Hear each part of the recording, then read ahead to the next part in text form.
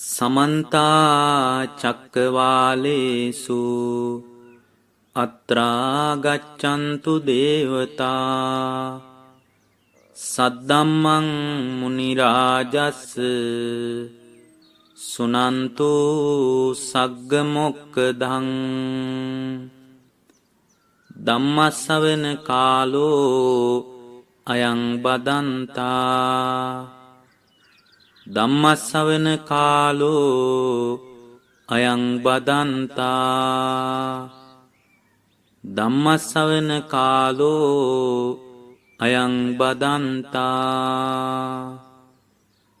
නමෝ තස්ස භගවතෝ අරහතෝ සම්මා සම්බුද්දස්ස නමෝ තස්ස භගවතෝ අරහතෝ සම්මා සම්බුද්දස්ස නමෝ තස්ස භගවතෝ අරහතෝ සම්මා සම්බුද්දස්ස පුත්තපේ මං බන්තේ චවින් ජින්දති චවින් ජෙත්වා චම්මං ජින්දති චම්මං ජෙත්වා මන්සං ජින්දති මන්සං ජෙත්වා නහරුං ජින්දති නහරුං ජෙත්වා අට්ටිං ජින්දති අට්ටිං ජෙත්වා අට්ටිමිඤ්ඤං ආගම්ම තිට්ඨති.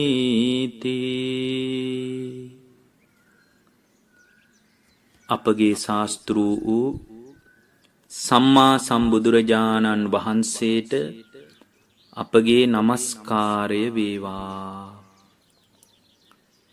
ඒ භාග්‍යවතුන් වහන්සේ දේශනා කොට වදාළ ශ්‍රී සද්ධර්මයටද අපගේ නමස්කාරය වේවා. ඒ භාග්‍යවත් වූ සම්මා සම්බුදුරජාණන් වහන්සේගේ ධර්මයේ තුලින් සංසාර දුක කෙලවර කරගත්ත සංසාර දුක ඉවර කරගන්නට වෑයම් කළ වෑයම් කරන ආර්ය මහා සංඝ රත්නයටද අපගේ නමස්කාරය වේවා. සුපින්වත්නි, මේ මොහොතේ ඔබ අප හැම දිනාම අද මේ සුවිශේෂ දිනයේදී පියවරුන් සම්බන්ධ භාග්‍යවතුන් වහන්සේගේ දේශනාවෙන් මතුවන දේශනාව තුළින් පැහැදිලි වන ඒ භාග්‍යවතුන් වහන්සේ මානව දයාව අනුකම්පාවෙන් පිරිච්ච පීතෘත්වයේ පිළිබඳ දරපු අදහස මොන වගේ එකක්ද? ඒ අදහස තුළින් සාමාන්‍ය ගෘහස්ත ජීවිතයේ ගනුදෙනුවට එකතු කරගන්න තියෙන දේ මොනවද කියලා කතා කරගන්න අවස්ථාවයි මේ ලැබී තිබෙන්නේ. පින්වත්නි, බුදුරජාණන් වහන්සේගේ බුද්ධ දේශනාවට පූර්විකාවක් විදියට අපි අපේ අවධානය යොමු කරගන්න කාරණා කීපයක් තියෙනවා. අද දවස ඊටා විශේෂ දවසක්. අද දවස ඊටා විශේෂ දවසක් වන්නට බලපාන ප්‍රධාන කාරණා කීපයක් තියෙනවා. පින්වත්නි, ජූනි මාසේ 3 වන ඉරිදා පියවරුන්ගේ දිනේ කියලා ලෝකෙම කතා කරනවා. පියවරුන්ගේ දිනේ වෙනුවෙන් ලෝකෙම සූදානම් වෙනවා. හැම වසරකම 3 වෙනි ඉරිදා මේ මාසේ පියවරුන්ගේ දිනේ. පියවරුන්ගේ දිනේ වෙනුවෙන් ලෝකයා කරන දේවල් පිළිබඳ විමසීමෙන් බලද්දී අපට තේරෙනවා පීතෘත්වයේ වෙනුවෙන් සමහර අය තෑගි භෝග දෙනවා. සමහර අය ප්‍රණාම පූජා කරනවා. සමහර අය තමන්ගේ තාත්තාව සිහි කරලා තමන්ගේ අප්පච්චීව සිහි කරලා ඒ අය සතුටු වෙන විදිහේ කාරණාවලට ඒ අය වඩාත් උනන්දුවක් දක්වන කාරණාවලට වැඩි අවධානයක් යොමු කරන්නට අද දවස වෙන් කර ගන්නවා. සමහර විට මේ පීතෘත්වයේ සම්බන්ධව දිගහැරෙන මේ විශේෂ ධර්ම දේශනාව ශ්‍රවණය වෙන වෙලාවෙත් ඔබේ කනට වැටෙන වෙලාවෙත් වැඩිහිටි නිවාසවල තමන්ගේ දරුවා එනකන් මග බලාගෙන ඉන්න පියවරු හැබෑටම අද පියවරුන්ගේ දවසද අපි දන්නේවත් නෑනේ කියලා අතීතාවර්ජනා අතීත සංකල්ප තමන් ගත කරපු අතීත ජීවිතය දරුවන් එක්ක අතීතේ ගෙවිලා දැම්මේ කොහොමද වගේ කාරණා කෙරෙහි අවධානය යොමු වෙලා ඇති. බටහිර ලෝකයට තෑගි භෝග දෙන ප්‍රණාම පූජා කරන මේවට වඩා වැඩි යමක් ඒ ඇත්තන්ට මුණ ගැහින්නේ නැහැ. බටහිර ලෝකයට ඊට වඩා වැඩි යමක් ගලපා ගන්න තේරෙන්නෙත් නැහැ. හැබැයි පීතෘත්වයේ නාමයෙන් බෞද්ධයා ගුවන් විදුලියෙන් පියවරු වෙනුවෙන් අපි මේ මොහොතේ බණ කියනවා. පියවරු වෙනුවෙන් ධර්ම දානයට Tamanගේ අවධානය යොමු කරගන්නට ලෝකේ කාටවත් ලැබෙන්නේ නැති දුර්ලභ අවස්ථාවක් අපට ලැබිලා තියෙනවා. බුදුරජාණන් වහන්සේගේ බුද්ධ වචනේ කනට වැටෙන එක බුද්ධ වචනේ ජීවිතයට ගැලපෙන එක තෑගි භෝග දෙනවට වඩා ප්‍රශංසනීයයි. ප්‍රණාම පූජා කරනවට වඩා ප්‍රශංසනීයයි. තමන්ගේ තාත්තා අප්පච්චි පියතුමා සිහි කරලා තමන්ගේ පියතුමන් සතුටු වන විදිහේ වෙනත් භෞතික දෙයක් ලබා දෙනවට වඩා ධර්මයේ කතා කරන එක ප්‍රශංසනීයයි. ඒ නිසා දරුවන් ගැන සතුටු වන දරුවන් ගැන පසුවිමරමක් විදියට දරුවා කියන සංඥාව Tamanගේ මනසට නැගෙනකොටම මනසේ පසුතැවීමක් ඇති වෙන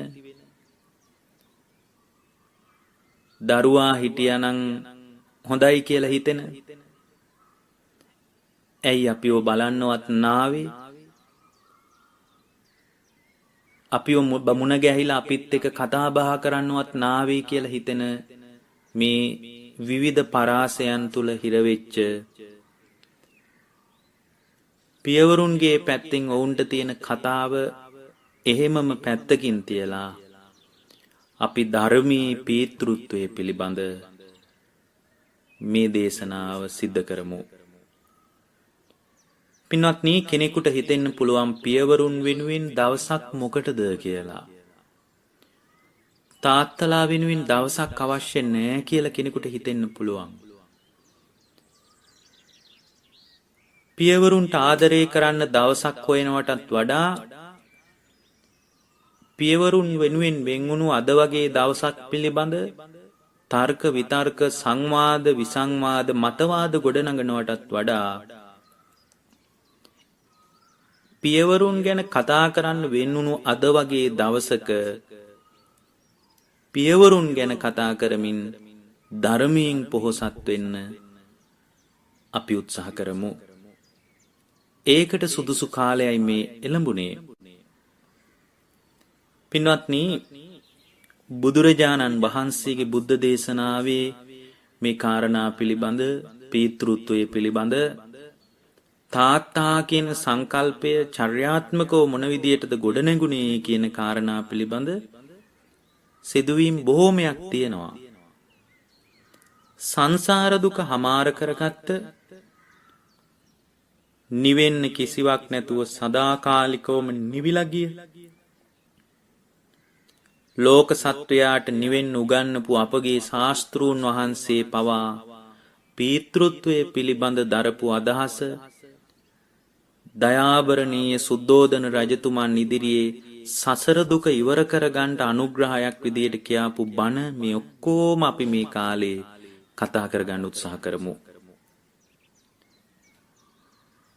බුදුරජාණන් වහන්සේ නමක් විදියට උන්වහන්සේ මේ මිහිමත දායාද වෙන්න කලින් උන්වහන්සේ ගත කරපු බෝධිසත්ව ජීවිතයේදී බොහෝ තැන්වල පියසෙනෙහස මතුවෙන අවස්ථා හරියට මුණ ගැහෙනවා. තාත්තෙක් විදියට පියෙක් විදියට තමන්ගේ දරුවන් ඉදිරියේ මානව දයාවෙන් පිරිච්ච මිනිස්සෙක් විදියට manussත්වයේ ඉක්මවා ගිහින් විවිධ තැන්වල ඉපදෙමින් මැරෙමින් යද්දී තිරිසන් ජීවිතයේ තුලදී පවා දාරක ස්නේහය මතුවෙන තැන් ජාතක කතා පොත තුල විශාල වශයෙන් දිගහැරිලා තියෙනවා. සමහර විට මේ කතා කරන කාලය තුල අපිට මේ සියල්ල කතා කරගන්න බැරි වෙයි. හැබැයි අපි පුළුවන් විදියට ඒ භාග්‍යවතුන් වහන්සේගේ දේශනාව කතා කරගන්නට ගලපා ගන්නට අපි උත්සාහ කරමු. පින්වත්නි, තාත්තා කෙනෙක් අම්මා කෙනෙක් ළඟ හැර මෙවැනි මානව ගුණධර්ම වෙනත් කිසි කෙනෙක්ගෙන් බලාපොරොත්තු වෙන්න බෑ. තාත්තා කෙනෙක් අම්මා කෙනෙක් ළඟ හැර දරුවා කෙරෙහි පවතින අසීමිත මෛත්‍රියක් තමන්ගේ ස්වාමියාගෙන් බලාපොරොත්තු වෙන්න බෑ. තමන්ගේ දරුවාගේ දුකේදී හදවත කඩා වැටෙන, අනේ දරුවාට මේ දුක දැනෙන්න ඕනේ නෑ, මේ දුක මම විඳවන්නම් කියන අනුකම්පා සහගත හදවතේ තෙතමනයක් තාත්තා කෙනෙක්ගෙන් හැර ස්වාමියෙක්ගෙන් බලාපොරොත්තු වෙන්න බෑ. අම්මා කෙනෙක් තාත්තා කෙනෙක් ළඟ හැර සැපතේදී අසීමිතව සතුටු වෙන, දියුණුවේදී අසීමිතව සතුටු වෙන මුදිතාව වගේ මානව ගුණධර්මයක් ස්වාමියෙක්ගෙන් බලාපොරොත්තු වෙන්න බෑ. ස්වාමියෙක් තුලත් එවැනි මානව ගුණධර්ම තියෙන්න පුළුවන්. හැබැයි තාත්තා කෙනෙක්ගේ ළඟ තරම් පින්වත්නි එවැනි මුදිතා ගුණයක් තමන්ගේ ස්වාමියා ළඟ වෙනත් පිරිමියෙක් ළඟ හොයන්න යන්න එපා. තාත්තා කෙනෙකුට තරම් අම්මාටත් වැඩිය සියල්ලම දැකලා අත්දකින මේ ලෝකේ දෙපැත්තේ ස්වභාවය, ඒ කියන්නේ ලෝකේ තියෙන දෙපැත්තට විහිදෙන රිද්මය, ලාභය අලාභය, නින්දාව ප්‍රශංසාව, සැප දුක යසායස, මේ පවතින ලෝකේ උභය අන්තයේ ඉදිරියේ දරුවා කරන කුමක් කාරණයක් ඉදිරියේ වුවත් අසීමිතව පවතින උපේක්ෂාව තාත්තා කෙනෙකුගේ දෙවැනි වෙන්නේ ලොව පහළවන බුදු කෙනෙකුට විතරයි පින්වත්නි. එවැනි උපේක්ෂාවක් තමන්ගේ ස්වාමියාගෙන් බලාපොරොත්තු වෙන්න බෑ. තාත්තා කෙනෙක් විදියට නැගෙන මේ මානව ගුණධර්ම දෙවැනි වෙනවා නම් දෙවැනි වෙන්නේ බුදුරජාණන් වහන්සේ නමකට විතරයි. ඒ නිසා මෙවැනි ගුණධර්ම වලින් පිරිච්ච තාත්තා ඔබට මුණ ගැහිලා නැත්තම් මේ වෙනකොටත් මුණ ගැහිලා නැත්තම් කියලා මං අදහස් කරන්නේ තාත්තාව මග හැරුණා නම් මේ වෙනකොට සමහර විට ඔබේ පැත්තෙන් ඔබට ඒ වෙනුවෙන් කියන්න ලොකු කතාන්දරයක් ඇති. ඒ වෙනුවෙන් කියන්න ලොකු විස්තරයක් ඔබට ඇති. තාත්තාව මඟ හැරුණු කාරණා පිළිබඳ ඔබගේ කතාන්දරේ පැත්තකින් තියලා නැවතත් තාත්තා ගැන හිතන්නට, පීතෘත්වය ගැන දයාව, මෛත්‍රිය, කරුණාව, අනුකම්පාව සහිතව තාත්තා දිහා බලන්නට, ඒ සත්පුරුෂ ගුණධර්ම Tamanගේ ජීවිතය තුළ මතු කරගන්නට මේ ධර්ම දේශනාව ඔබට උදව් වෙයි. මේ දේශනාව අවසාන වෙනකොට Tamanගේ පීතෘත්වයේ වෙනුවෙන් පියෙක් විදියට දරුවා දිහා බලන්න ඕන විදිහත් දරුවෙක් විදිහට තාත්තා දිහා බලන්න ඕන විදිහත් අතීතයේ තාත්තා මුණ නොගැහුණත් තාත්තා බැහැර වුණත් තාත්තාව මගහැරුණත් මේ මොහොතේ තමාගේ පියතුමා වෙනුවෙන් කරන්න ඕන ධර්මයේ දායාදේ කුමක්ද කියලා අපි ඔබට මේ දේශනාව හමාර වෙනකොට කියලා දෙන්නම්. එනිසා මේ දේශනාව ඔබ හැම දිනාටම ජීවිත අවබෝධය පිණිසත් උපකාර වේවා කියලා අපි අදිෂ්ඨාන කරනවා. පින්වත්නි, බුද්ධ බෝධිසත්වයන් වහන්සේ නමක් පාරමී ධර්මයන් පුරාගෙන යන ගමනේදී හරිම විඩාබර ගමනක් උන්වහන්සේ ගෙවලා දානවා. ඒ ගෙවාගෙන ආපු සංසාරයේ මහා කල්ප අසංඛ්‍ය 4කුත් කල්ප ලක්ෂයක් ගෙවාගෙන ආපු ඒ පාරමිතා පූර්ණේ කරපු යුගයේදී තාත්තා කෙනෙක් විදියට Tamanගේ යුතුයකම ඉදිරියේ උන්වහන්සේ බැහැර වෙන්නේ නැතුව බුද්ධත්වයේ පිණිස වීරිය කරපු විදිහ ගැන අපි ධර්මයෙන් කතා කරගන්න උත්සාහ කරමු. පින්වත්නි, මේ විදිහට ආපු බෝධිසත්වවරයෙක්ගේ ගමනේදී බෝධිසත්වවරයෙක් පවා ඊටා විශේෂ අදහසකින් කොහොමද Tamanගේ දරුවා ඉදිරියේ වැඩ කළේ කියන එකට හරි ලස්සන නිමිත්තක් මම ඔබට කියන්නම්. බෝධිසත්වවරයෙක් සියලු පාරමිතා සම්පූර්ණ කරලා දිව්‍ය තලයේ ඉන්නකොට සක්දෙවිඳුන් තමයි බුදු කෙනෙක් පහළ වීම පිටිපස්සේ අනුග්‍රහ කරේ. උන්වහන්සේ සියලුම පාරමිතා සම්පූර්ණේ කරලා බුද්ධත්වයේ පිණිස දිව්‍ය තලයේ මඟ බලාගෙන හිටියා සුදුසු කාලේ එනකන්. සුදුසු කාලේ එනකන් මඟ බලාගෙන ඉන්නකොට සක්දෙවිඳුන් තමයි දිව්‍ය තලයේදී බලන්නේ මහා වීරයන් වහන්සේගේ පාරමිතා සම්පූර්ණද කියලා. එදා බලනකොට දැනගත්තා දානේ අඩුවක් තියෙනවා. දානේ අඩුවක් තියෙන බව දැනගෙන ඒ බෝධිසත්වයන් වහන්සේ ළඟ Tamanගේ දකුණු ධන මණ්ඩල බිම ඇනලා කියනවා, වීරයන් වහන්සේ, ඔබ වහන්සේගේ පාරමිතා සියල්ල සම්පූර්ණයි.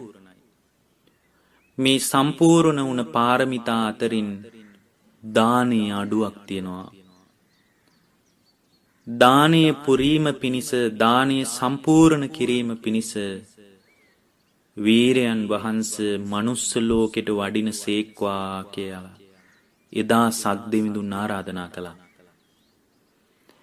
එදා තමයි පින්වත්නි වෙස්සන්තර ජීවිතේ සියල්ල දෙන්න බලාගෙන ආවේ. මේ සියල්ල දෙන්න බලාගෙන ආපු ගමනේදී බෝධිසත්වවරයෙක් පවා දරු දුක ඉදිරියේ පසුබහින නිමිත්තක් පිළිබඳ ධර්මයේ සඳහනක් තියෙනවා. පාරමිතා පූර්ණේ කරලා පාරමිතා සම්පූර්ණ වුණ බෝධිසත්වවරයෙක් පවා දරු දුක ඉදිරියේ කඩා වැටෙන විදිය හරි ලස්සනට වෙස්සන්තර ජාතකයේ තියෙනවා. පින්වත්නි, වෙස්සන්තර රජතුමා දරුවෝ දන් දෙන අවස්ථාව හරිම අනුවේදනීයයි. වංකගිරියේදී දරුවන් දන් දෙනකොට එතුමාගේ හිත පවා කඩා වැටෙනවා. දරුවා ඉල්ලගෙන අර බමුණ ආවට පස්සේ පින්වත්නි දරුවෝ දෙන්නා ගින් හැංගුණා. බෝධිසත්වයන් වහන්සේට පවා හිතුනේ අනේ මේ සිව්මෙලි දරුවෝ දෙන්නේ කොහොමද කියලා. හැබැයි හිත හදාගත්තා නුඹලාගේ සසර දුක අවසන් කිරීම පිණිස බුද්ධත්වයේ පිණිස දන් දෙනවා කියලා හිත හදාගෙනයි දන් දුන්නේ. දරුවන් දෙදෙනා දැනගත්තා අනේ අපේ අප්පච්චි, අපේ තාත්තා, අපේ රජතුමා, අපේ පියතුමන්, අපේ මව නැති අතරේ අපිව මේ බමුණාට දන් දෙන්න නෙවෙයි යන්නේ කියලා. මේ දරුවෝ දෙන්නා ආරාමේ පිටපැත්තට ගිහින් ගල් ගුහාවක සැඟවුණා.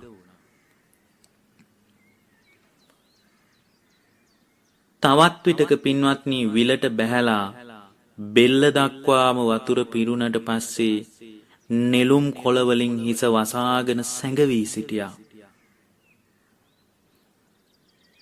එදා බෝධිසත්වයන් වහන්සේ වෙස්සන්තර ජීවිතයේදී තමන්ගේ ජාලිය කුමාරයාට කතා කරා. ක්‍රිෂ්ණජිනා තමන්ගේ දියණියට කතා කළා. කතා කරනකොට මේ දරුවන්ට තමන්ගේ පියතුමන්ගේ වචන ඇහෙනකොට විලේ බැහැලා නිලුම් පත්‍ර වලින් තමන්ගේ හිස වහගෙන ඉඳෙද්දී පියාගේ වචන ඉදිරියේ මගහැර ඉන්න බැරි වුණා. පුංචි දරුවෝ දෙන්නෙක් බලන්න. ඉතා කුඩා දරුවන් දෙදෙනෙක් තමන්ගේ පියතුමා ජාලිය කියලා කතා කරනකොට ඒ තාත්තාගේ වචන ඉදිරියේ පසුබහින්න බැරි වුණා. එච්චරට සත්පුරුසයි. බෝධිසත්වයන් වගේම පාරමිතා පුරාගෙන මහා කල්ප ලක්ෂ ගණන් පාරමිතා පුරාගෙන ආපු දරුවෝ නෙවෙයි මේ. ඒ නිසා ඒ සත්පුරුෂ බව තියෙනවා. ඒ ජීවිතේ පාරමිතා පුරන්නට පහළ වුණාට නිමිත්ත තියෙන්නේ සසර දුක ඉවර කර ගැනීමයි. සසර දුක ඉවර කර ගැනීම පිණිස තමයි විවිධ ජීවිතවලට විවෘත වෙමින් ගුණධර්ම පුරන්නේ. දෙව්දුවක් වගේ රත්තරම් පාට ශරීරයක් තිබුණු තමන්ගේ දියණිය වම් කකුල අල්ලාගෙන අඬන්න පටන් ගත්තා. අනිත් පැත්තේ ජාලිය කුමාරයා අඬන්න පටන් ගත්තා. පුංචි දියණියක් තාත්තාගේ කකුල අල්ලාගෙන අඬනකොට ඒ ඇඬීම බෝධිසත්වවරයෙකුට දරාගෙන ඉන්න බැරි වුණා. දරුවන් කඳුළු වගුරද්දී තමන්ගේ දියණිය වම් කකුල අල්ලගෙන වම් කකුල බදාගෙන තමන්ගේ කකුල දිගේ කඳුළු ගලාගෙන යද්දී වෙස්සන්තර රජතුමන්ගේ නේත්‍රා සංගලට කඳුළු ඉනුවා දරු දුකට. තමන්ගේ කකුල දිගේ තමන්ගේ පුංචි දියණියගේ කඳුළු ගලාගෙන යද්දී තමන්ගේ පුතාගේ කඳුළු ගලාගෙන යද්දී මේ දරුවන්ගේ හිසට වෙස්සන්තර රජතුමාගේ කඳුළු වැටුණා. පාරමිතා සම්පූර්ණ වෙලා බුද්ධත්වයේ පිණිස දරුවන් පවා දන් දෙන්න ආපු ගමනේ දරුවන් ඉල්ලගෙන බමුණා එනකොට දරු දුක ඉදිරියේ බෝධිසත්ව ගුණයත් පසුබැස්සා. අනේ දරුවෝ දන් දෙන්න බෑ කියලා හිතුණා. දෙපැත්තෙන් දරුවෝ දෙන්නා හඬ හඬා ශෝක කරද්දී බුදු බව පිණිස පවා දරුවෝ දන් දෙන්න මන්දගාමි වුණා. ඒ තමයි පීතෘත්වය.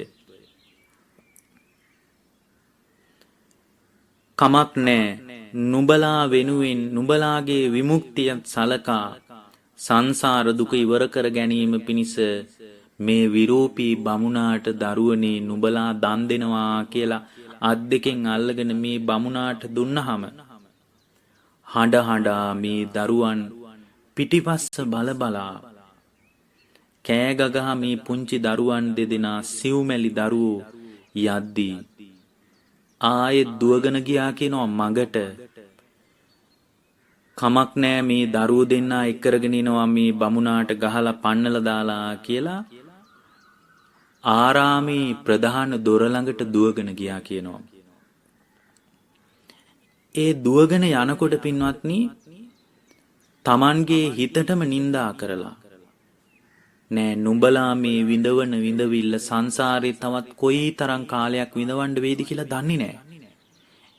පුතේ නුඹලාගේ දුකත් අහවර කිරීම පිණිස බුද්ධත්වයේ පිණිස මම හිත හදා ගන්නවා කියලා Tamanගේ පහළ වුණු සිතුවිලි වලටම නිඳා කරලා පින්වත්නි හිත හදාගත්ත කියනවා.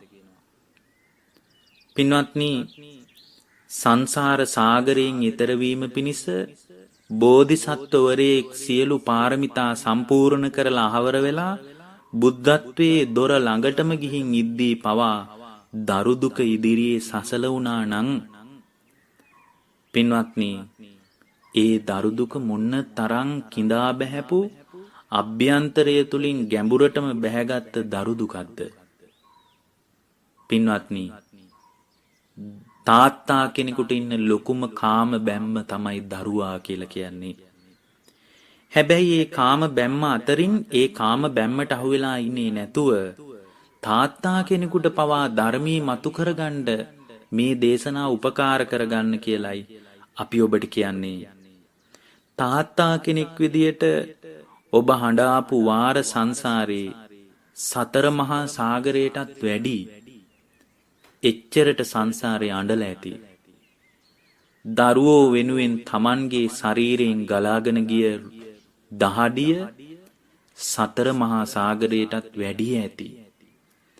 එච්චරට ඉපදෙමින් මැරෙමින් ආපු සසර ගමනක් තියෙන්නේ. දරුවන්ගේ සැපත වෙනුවෙන් තමාගේ ජීවිතයෙන් ගලාගෙන ගිය රුධිරය සතර මහා සාගරයට වැඩි ඇති පින්වත්නි. ඒ නිසා මේ දුක කෙලවර කරගන්න මේ දරුවෝ නිසා හඬා සෝසුසුම් හෙලහෙලා විඳවා යන ගමන නිමා කරගන්න තාත්තා කෙනෙක් මේ පියවරුන්ගේ දවස කියලා ලෝකේ කතා කරන අද වගේ දවසක අදහසක් ඇති කරගන්න එක ඊටාම වැදගත් අවස්ථාවක්. ඒ නිසා පියවරු වෙනුවෙන් මේ දේශනාව විශේෂ අවධානයක් යොමු කරමින් ගලපා ගන්නට. මේ දේශනාව දරුවෝ අහගෙන ඉන්නවා නම් Tamanගේ තාත්තාට දහම් මාර්ගයේ විවෘත කරලා දෙන්න මහන්සි වෙන්න. හේතුව තමයි Tamanගේ තාත්තාගේ බඩ පුරවනවට වඩා බඩ පුරවන එක ඉතා වැදගත් මානව ගුණධර්මයක්. ඒක සත්පුරුෂයි. ඒක ඉතා කෘතවේදී. ඒක ඒ තුල තියෙන මහා අසීමිත කළගුණ සැලකීමක්. ඒ කළගුණ සැලකීම වෙනුවෙන් තාත්තාගේ බඩ පුරවන එක විතරක්. සරමයක් කමිසයක් ගිහින් දෙන එක විතරක්. බෙහෙත් ටිකක් අරගෙන දෙන එක විතරක් නම් බුද්ධ ශාසනයකින් බලන ශ්‍රාවකයෙකුට තාත්තා මගහැරෙන්න පුළුවන්. තාත්තා වෙනුවෙන් හදාගන්න අවශ්‍ය මේ ගුණධර්ම මත තාත්තාව ජීවමාන කරන්න උත්සාහ කරන්න කියලයි පියවරුන්ගේ දවසේ ඔබට අනුශාසනා කරන්නේ.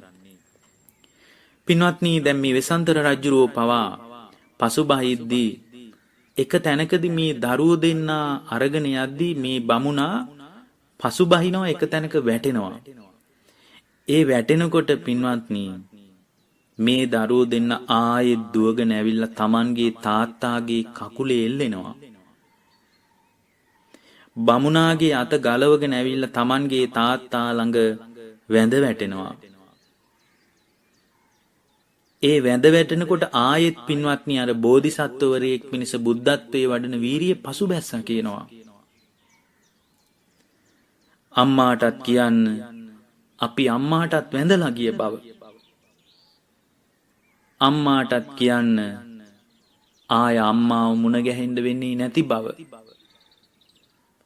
අනේ පිය රජතුමනි අපිට ආයේ කවදා පිය රජතුමන් මුණ ගැහෙන්න වෙයිද දන්නේ නැහැ කියලා ආයෙත් අර බමුණාගෙන් අතින් ගිලිහිලා Tamanගේ තාත්තා ළඟට ඇවිල්ලා බෝධිසත්වයන් වහන්සේගේ කකුලේ දැවටෙමින් ජාලිය කුමාරයා අනේ පිය රජතුමනි මේ වගේ විරූපී බමුණෙකුට අපිව දන් දෙන්නේ නැතිව ප්‍රියමනාප බමුණෙකුට අපිව දන් දෙන්න අපි යන්නම් කියලා කියද්දී උන්වහන්සේ කඩා වැටුණා.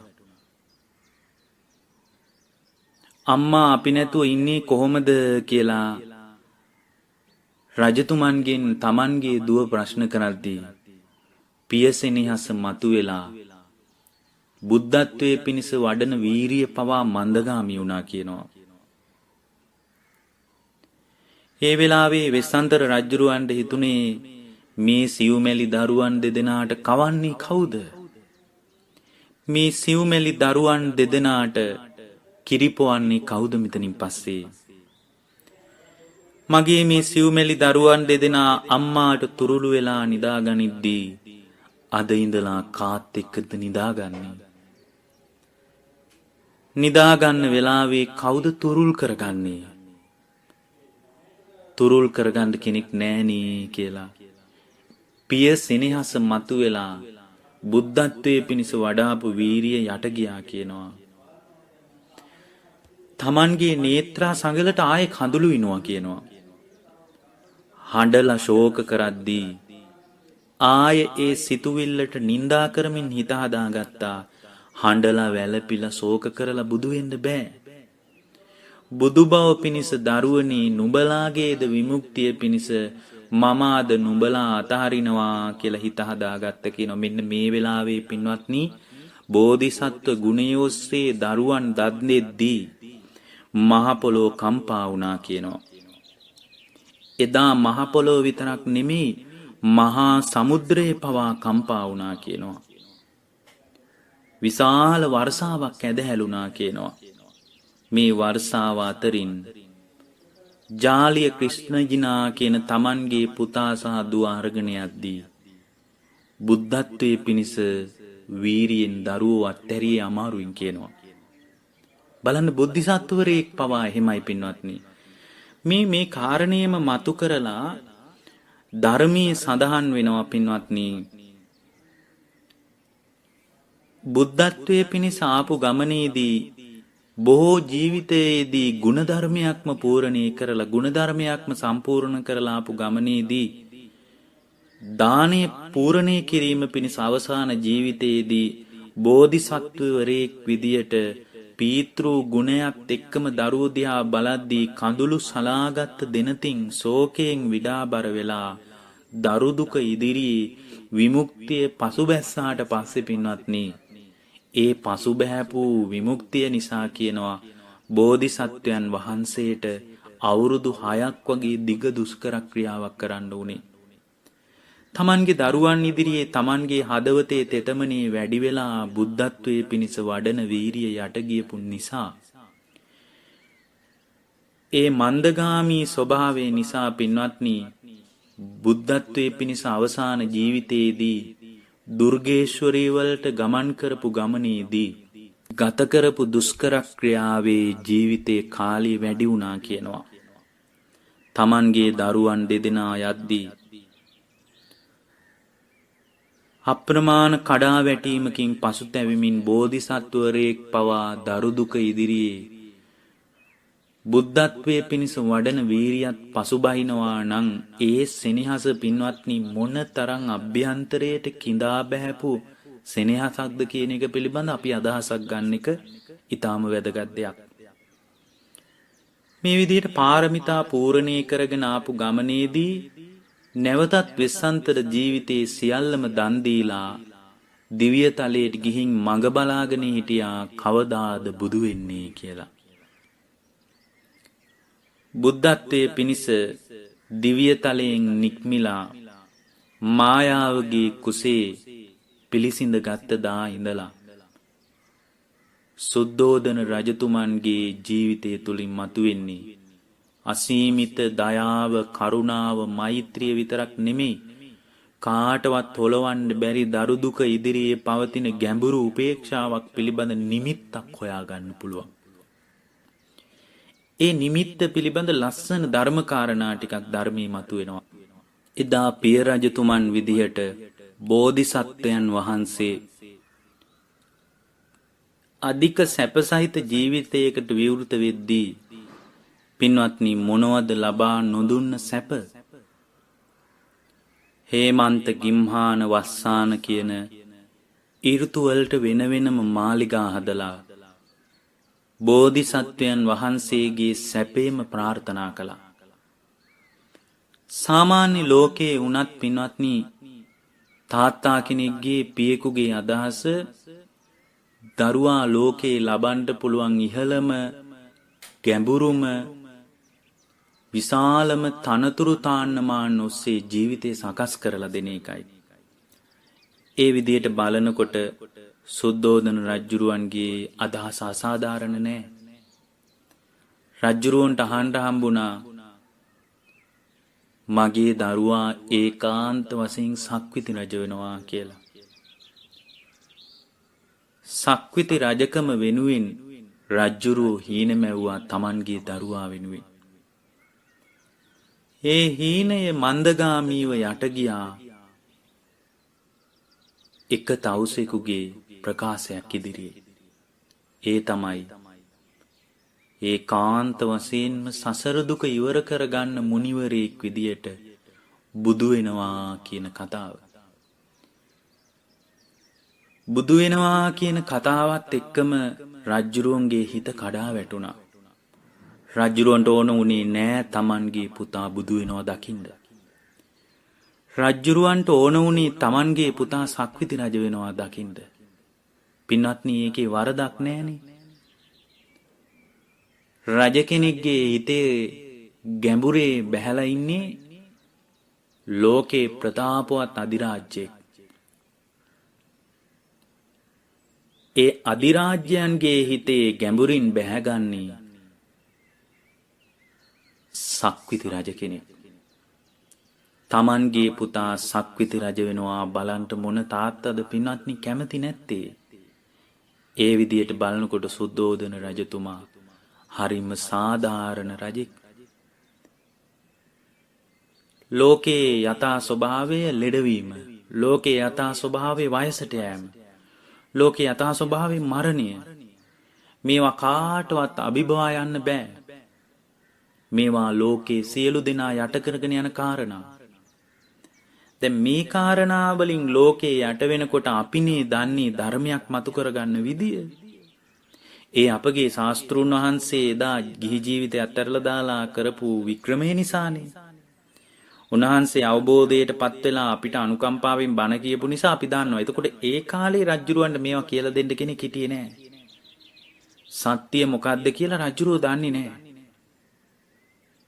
රජුරවන්ට සත්‍ය මොකද්ද කියලා දැනගන්න උවමනා වුණෙත් නෑ. එකම උවමනාවයි හෘද සාක්ෂියේ තිබුණේ. ඒ තමයි තමන්ගේ පුතා සක්විති රජ වෙනවා දකින්න එක. ඒ වෙනුවෙන් තමන්ගේ ඇමතිවරු, තමන්ගේ පරිවාර සේනාව, රාජපුරුෂයෝ මේ සියලු දෙනා වැඩ කළා. ජරා මරණ වලින් පීඩා විඳින කිසිම කෙනෙක් තමන්ගේ දරුවාට පෙනෙන්න සැලැස්සුවේ නෑ. ජරා මරණ වලින් පීඩා විඳින අයට වෙනම මන්මාවත් හදලා ඒවා වහලා ඒ වගේ මිනිස්සු කොටු කරලා ඒ මිනිසුන්ට රාජකීය උද්‍යානවලට එන්න නොදී ඒ අයට කෑම බීම සපයමින් ඒ ඇත්තන්ට වෙනම ජීවිතයක් හදුවා. බලන්න මේ වගේ ජීවිතයක් හදන එක මොන තරම් දුෂ්කර වැඩක්ද. මේ වැඩපිළිවෙල පින්වත්නි හිතන තරම් සුන්දර එකක් නෙමෙයි. ඊටා දුෂ්කරයි. තමන්ගේ පුතා එක්ක ඉන්න සමකාලීන වයසේ අය පමණක් මාලිගාවේ තියන්න රජුරෝ සැලසුම් කරා. රජුරොන්ට අවුරුදු 17ක් වෙනකොට අවුරුදු 17ට වඩා වැඩි වයසේ දරුවෙක් මාලිගාවේ හිටියේ නෑ. සැප සම්පත් වලින් අල්ප මාත්‍රයක්වත් අඩු කරන්නේ නැතුව තමන්ගේ දරුවාගේ රජකම වෙනුවෙන් ප්‍රතාපවත් රජෙක් සිහින බැව්වා. සුද්ධෝදන රජුරුන්ගේ පවා ජීවිතේ හරිම අනුවේදනයේ විදියටයි පින්වත්නි ගලාගෙන යන්නේ. ඒ ජීවිතේ ගලාගෙන යන ස්වභාවය පිළිබඳ පුදුමාකාර සංවේගයක් අපට ඇති වෙන්නේ. සතර පෙර නිමිති අපගේ බෝධිසත්වයන් වහන්සේ දැක්කා. දැකලා රජකම ගැන කලකිරුණා. තමන්ගේ අම්මා නැතුව තාත්තා කෙනෙක්ගේ සෙනෙහසින් බෝධිසත්වවරයන් වහන්සේ පෝෂණය වුණා. කෙනෙක් කියන්න පුළුවන් මේ බෝධිසත්වයන් වහන්සේගේ අම්මා නැති වුණ එක හරි අපරාධයක්. අම්මා හිටියනම් බෝධිසත්වවරයෙකුට තවත් වටිනාකමක් එනවා කියලා. පින්වත්නි, සාමාන්‍යයෙන් බුද්ධත්වයේ පිණිස මේ මනුස්ස ලෝකෙට පය තියෙන බෝධිසත්වයන් වහන්සේගේ මව දින කීපයක් ඇතුළත මෙලොවින් අතුරුදහන් වෙලා මේ ජීවිතය අත්හැරලා තුසිතේ ඉපදෙන එක ලෝක ධර්මතාවයක්. ඒක ආවේනික ලක්ෂණයක්. හේතුව තමයි බුදු කෙනෙක් දරාගත් කුසක්. බුද්ධත්වයේ පිණිස ගුණධර්ම වලින් පරිපූර්ණ වෙච්ච ගුණධර්ම වලින්ම සකස් වෙච්ච ජීවිතයක් දරාගත් කුසක්. තවත් ඒ වගේම කෙනෙක් දරා ගන්න තමයි සුදුසු. බුද්ධත්වයේ පිණිස මනුස්ස ලෝකෙට ආපු බෝධිසත්වයන් වහන්සේ දරාගත් කුසක තවත් දරුවෙකුට ඉඩක් නැහැ පින්වත්නි. ඒ නිසායි උන්වහන්සේ දිව්‍ය ලෝකෙට ගියේ. මායාව දිව්‍ය තලයට ගියාට පස්සේ සම්පූර්ණ කර උඩට ආවේ සම්පූර්ණ බර තමන්ගේ පිය රජතුමන්ට. සුද්ධෝදන රජුරෝ තමන්ගේ බිරිඳ අහිමිවීම දුකක් වේදනාවක් විදියට දැක්කේ නෑ. ඇය මේ ලෝකේ ඉතුරු කරලා ගිය මේ සුන්දර මාණික්කයක් බඳු පුන්සඳ මණ්ඩලක් බඳු ගුණධර්ම වලින් සම්පින්ඩණය වෙච්ච රන් කැටියක් බඳු මේ දරුවා දිහා බලාගෙන සතුටු වුණා. තමන්ගේ පුතාගේ විමුක්තිය වෙනුවෙන් මේ ලෝකේ පරම සත්‍ය අවබෝධයට ගිය ගමනේදී පවා උපේක්ෂාවෙන් දරාගත් විදිය තාත්තා කෙනෙක් විදියට හරීම විස්මිතයි. තමන්ගේ බිරිඳ මිය ගියාට පස්සේ තමන්ගේ දරුවාගේ රජකම වෙනුවෙන් හීන බලාපු විදිය හරීම පුදුම සහගතයි. මේ විදියට සැප සහිතව සියලු සැප සම්පත් මැද්දේදී සිද්ධාර්ථ කුමාරයාගේ ජීවිතේ ගලාගෙන යද්දී ලෝකේ ලැබෙන්න පුළුවන් ලස්සනම කාන්තාව විවාහ කරගන්නට ලැබිලා මේ සියලු සැප සම්පත් අත්හැරලා දාලා ඇසල සඳ පායා ඇති සුන්දර යාමයක චන්නටත් කතා කරගෙන කන්තක අසුගේ පිටේ නැගලා හඳ පායාගෙන එන යාමේදී සියලු සැප සම්පත් සහිත ජීවිතය අතහැරලා දාලා ගන්තෙරෙන් එහා පැත්තට ගිහින් ගඟ අයිනේදී විමුක්තිය හොයාගෙන යන මුනිවරයෙකුට මේ ඇඳුම් බර වැඩි. විමුක්තිය හොයාගෙන යන මුනිවරයෙකුට මේ කොණ්ඩේ බර වැඩි. විමුක්තිය හොයාගෙන යන මුනිවරයෙකුට මේ රාජකීය ආයිත්තම් වලින් වැඩක් නැහැ.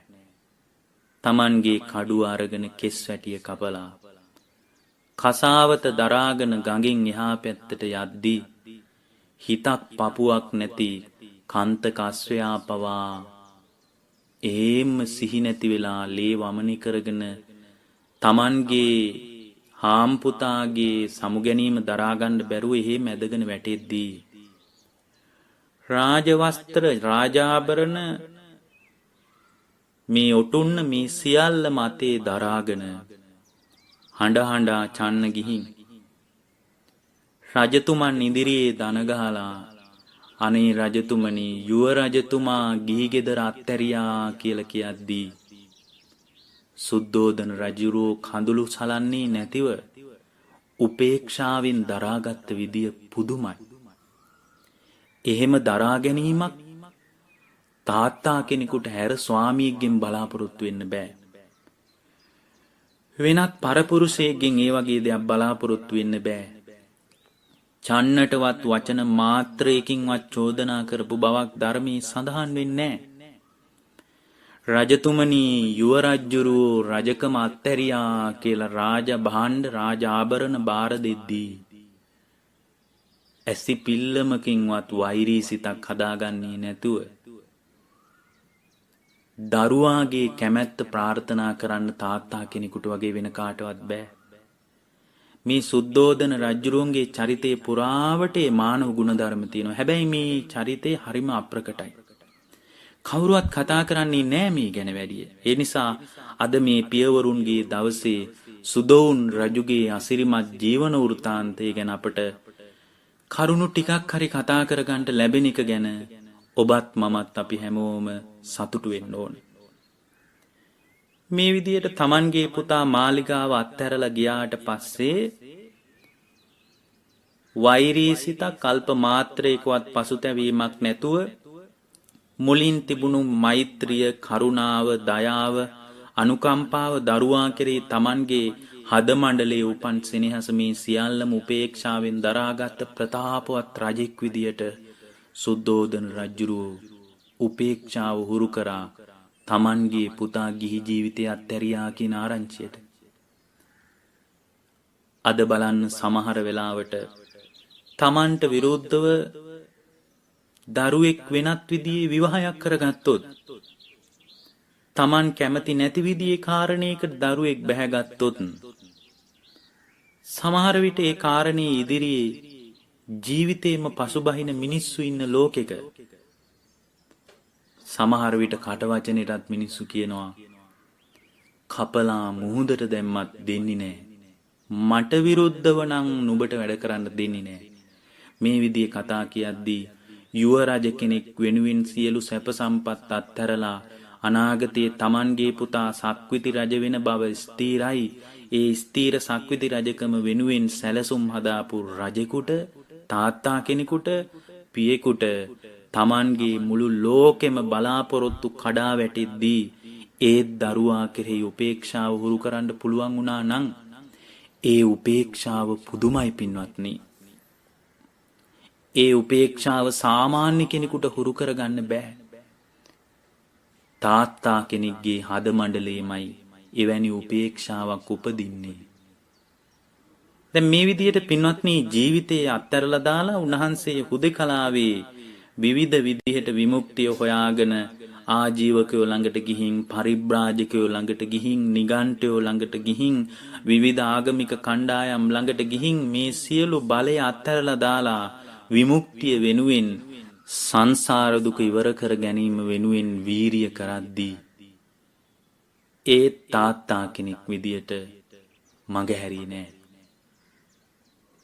එතනින් එහාට සුද්ධෝදන රජුරුවන්ගේ චරිතයේ නිරූපණයක් පිළිබඳ සඳහන් නොවුනත් අටුවා ග්‍රන්ථ හොඳට විමසද්දී පරිශීලනය කරද්දී තේරෙනවා තමන්ගේ පුතා දුර්ගේශ්වරී වල කන්නේ නැතුව දුක් විඳිනවා කියනකොට තමන්ගේ රාජපුරුෂයෝ කණ්ඩායම් යවලා හොයලා බලලා තියෙනවා. අනේ කාරණේ ගොඩාක් ප්‍රකට නැහැ. තමන්ගේ පුතා විමුක්තිය වෙනුවෙන් හුදකලාවේ ගැඹුරු කැලෑවේ විමුක්තිය හොයාගෙන වනයේ තනින් තැනට ගුරුවරු ළඟට යමින් විමුක්තිය හොයද්දී රජ්ජුරුවෝ තමන්ගේ පුතා ගැන අවධානය යොමු කරමින් බෝධිසත්වයන් වහන්සේ ගැන තමන්ගේ රාජපුරුෂ කණ්ඩායම් යවලා හොයලා බලලා තියෙනවා. ඒ වගේම තාත්තා කෙනෙක් විදිහට, පිය රජෙක් විදිහට තමන්ට තිබුණා විශාල හැඟීමක් දරුවා කවදාවත් පසුබහින්නේ නැහැ කියන. ඒ ආත්ම විශ්වාසය තාත්තා කෙනෙකුට විතරයි තියෙන්නේ. ඒ ආත්ම විශ්වාසයෙන් කමක් නැහැ. සක්විති රජකම නොලැබුණාට කමක් නැහැ පුතේ. නුඹගේ කැමැත්ත බුදු වෙන එක නම් බුදුයන් කියලා. ඒ බුද්ධත්වයට අනුග්‍රහ කළා තමන්ගේ අදහස් සියල්ලම යට කරගෙන. තමන්ගේ සැලසුම් සියල්ලම යට කරලා බුද්ධත්වයේ පිණිස පැත්තකට වෙලා ඒ වෙනුවෙන් කැපවෙන බෝධිසත්වයන් දිහා බලාගෙන රහසේ සිනා වුණා නම් ඒ සුද්ධෝදන රජුරෝ විතරයි. මේ විදිහට සුද්ධෝදන රජුරෝ ගත කරන ජීවිතයේදී බුද්ධත්වයට පත් වෙලා ඒ භාග්‍යවතුන් වහන්සේ වැඩ සිටින බව සුද්ධෝදන රජුරන්ට ආරංචි වුණා. පුතා බුදු වුණා කියන ආරංචියට රජමාලිගාවේදී රජුරුව අසීමිතව සතුටු වුණා. අනේ මගේ පුතා මගේ නුවරට එනවනම් බුදු වෙලා කියලා මඟ බලාගෙන හිටියා. එහෙම මඟ බලාගෙන ඉද්දී බෝධිසත්වයන් වහන්සේ බුද්ධත්වයට පත් වෙලා බුද්ධ කෘත්‍යයට අවතීර්ණය වෙලා ලෝක සත්වයා කෙරෙහි කරුණාවෙන් දහම්මැස පාදද්දී තමන්ගේ රාජපුරුෂයන් සහිතව ප්‍රධාන ඇමතිවරයෙක් සමග රජමාලිගාවෙන් පිටත් කරලා ඇරියා තාත්තා මඟ බලාගෙන ඉන්නවා. තාත්තා මඟ බලාගෙන ඉන්න ඔබ වහන්සේ එනකන් කියලා කියන්න ගිහින් බුදු වෙලා මාලිගාවකට වඩිනකන් පෙර මඟ බලාගෙන ඉන්න තාත්තා ගැන කියන්න කියලා 1000ක් පිරිස සහිතව කණ්ඩායම් මෙව්වා. ඒ කවුරුවත් රජුරුවන්ට පණිවිඩ අරන් ආවේ නෑ. ඒ හැමෝම ආයේ එනකම් මග බලාගෙන හිටියාට රජුරුව හොයාගෙන කවුරුවත් ආවේ නෑ. රජුරුව හොයාගෙන කවුරුවත් ආවේ නැති නිසා රජුරුව තව තවත් කණ්ඩායම් යවුවා. රජගහ නුවර වේළුවනාරාමේ අපගේ ශාස්ත්‍රුන් වහන්සේ වැඩ ඉන්නකොට කණ්ඩායක් 9,000 බැගින් පිරිස පිරිවරාගෙන ඇමතිවරු ගියා. 9,000ක් මාලිගාවෙන් පිටත් කරලා ඇරියට ඒ භාග්‍යවතුන් වහන්සේ ගැන පණිවිඩයක් සුද්ධෝදන රජුරුවන්ට අහන්න ලැබුණේ නැහැ. ඒත් රජුරුව පසුබහින්නේ ඒ වීරිය පුදුමයි. රජුරුව පසුබහින්නේ නැතිව පින්වත්නි කවුද දැන් යවන්නේ කියලා මඟ බලද්දී කාලුදායි කියන ප්‍රධාන ඇමතිවරයාට කතා කළා. එයාට කතා කරන්න නැත්තේ විශේෂ අදහසකින්. හේතුව තමයි කාලුදායි කියලා කියන්නේ බුදුරජාණන් වහන්සේගේ ගිහි කල සමීප යාළුවෙක්. වැලිකෙලියේ සිට තමන්ගේ පුතා එක්ක එකට සෙල්ලම් කරපු කෙනෙක් තමයි කාලුදායි කියලා කියන්නේ. කාලුදායි ඇමතිවරයාට කතා කළා. පුත්‍ර කාලුදායි ඇමතිවරු 9 දෙනෙක් එක 1000 බැගින් කණ්ඩායම් 9ක් 9000ක් පිටත් කළා රජගහ නුවර වේළුවනාරාමයට. ඒත් මගේ පුතා එන පාටක් පේන්නේ නැහැ. ඔයා පුළුවන් නම් ගිහින් බුදුරජාණන් වහන්සේ මේ කිඹුල් වතට වැඩම කරගෙන ඉන්න. එහෙම කියනකොට මේ කාලුදායි ඇමතිවරයාටත් මේ ජීවිතය ගැන පුදුමාකාර පසුතැවීමක්, බිඳවැටීමක්, සංසාරය ගැන කලකිරීමක් තිබුණේ. හේතුව තමයි මේ හැමෝම ಗುಣධර්ම පුරන්න ආපු අය. මේ හැමෝටම ජීවිතේ ಗುಣධර්ම හදාගෙන සංසාරයේ දුක ඉවර කරගන්න අදහසක් තියෙන පෙරම්පුරපු උදවිය තමයි මේ බුදු කෙනෙක්ගේ පරම්පරාව. මේ කතාව කියනකොට රජුරුවන්ට කිව්වා, රජතුමනි හැබැයි මම ඔය වැඩේ කරන්නම්.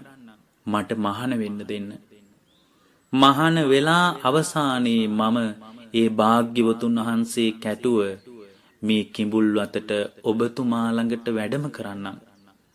ඒ නිසා මට මහාන වෙන්න අවසර දෙනවා නම් ඔබතුමාගේ කැමැත්ත ඉෂ්ට කරන්නම්. එතකොට සුද්ධෝදන රජුරුව තාත්තා කෙනෙක් විදියට, පියෙක් විදියට කියලා තියෙනවා, කොහොම හරි කමක් නෑ මගේ පුතා කිඹුල් වතට වැඩම කරන්න. බුදු වෙලා රජගහ නුවර වේළුවනාරාමේ වැඩ සිටින මගේ පුතා කොහොම හරි වැඩම කරන්න එච්චරයි තිබුණේ. බුදුරජාණන් වහන්සේව මුණ ගැහෙන්න කාලුදායි ඇමතිවරයා සහිතව 1000ක් පිරිස පිරිවරාගෙන තවත් කණ්ඩායමක් මඟ බැස්සා, පාරට බැස්සා. භාග්‍යවතුන් වහන්සේ නුවරට වැඩම කරවාගෙන එන පොරොන්දුව පිට. මේ විදියට බුදුරජාණන් වහන්සේ ළඟට පිටත් වෙලා ආපු කාලුදායි ඇමතිවරයා ඇතුළු 1000ක් පිරිස ඒ භාග්‍යවතුන් වහන්සේගේ බුද්ධ වචනය තුලින් නිවි සැනසුණා. බුදුරජාණන් වහන්සේ කාලුදායි ඇමතිවරයා සහිත පිරිසට මේ බ්‍රහ්මචර්යාවේ හැසිරෙන විදිය ගැන බණ කිව්වා. ටික කාලයයි ගිය රහත් වුණා. රහත් වුණත් බුදුරජාණන් වහන්සේට තමන් ආපු අරමුණ පණිවිඩය ගැන කිසිම සඳහනක් කරපු බවක් ධර්මයේ පැහැදිලි වෙන්නේ නැහැ. උන්වහන්සේ අරහත්ත්වයට පත් වෙලා තමන්ගේ අරමුණ වුණ සුද්ධෝදන රජතුමන් දකින්නට භාග්‍යවතුන් වහන්සේ වැඩම කරවන ඉලක්කය වෙනුවෙන් සුදුසු කාලේ එනකම් පෙරමඟ බලාගෙන හිටියා. බුදුරජාණන් වහන්සේ වැඩම කරගෙන යන්න සුදුසු කාලය එළඹුණා. භාග්‍යවතුන් වහන්සේ බුද්ධත්වයට පත් වෙලා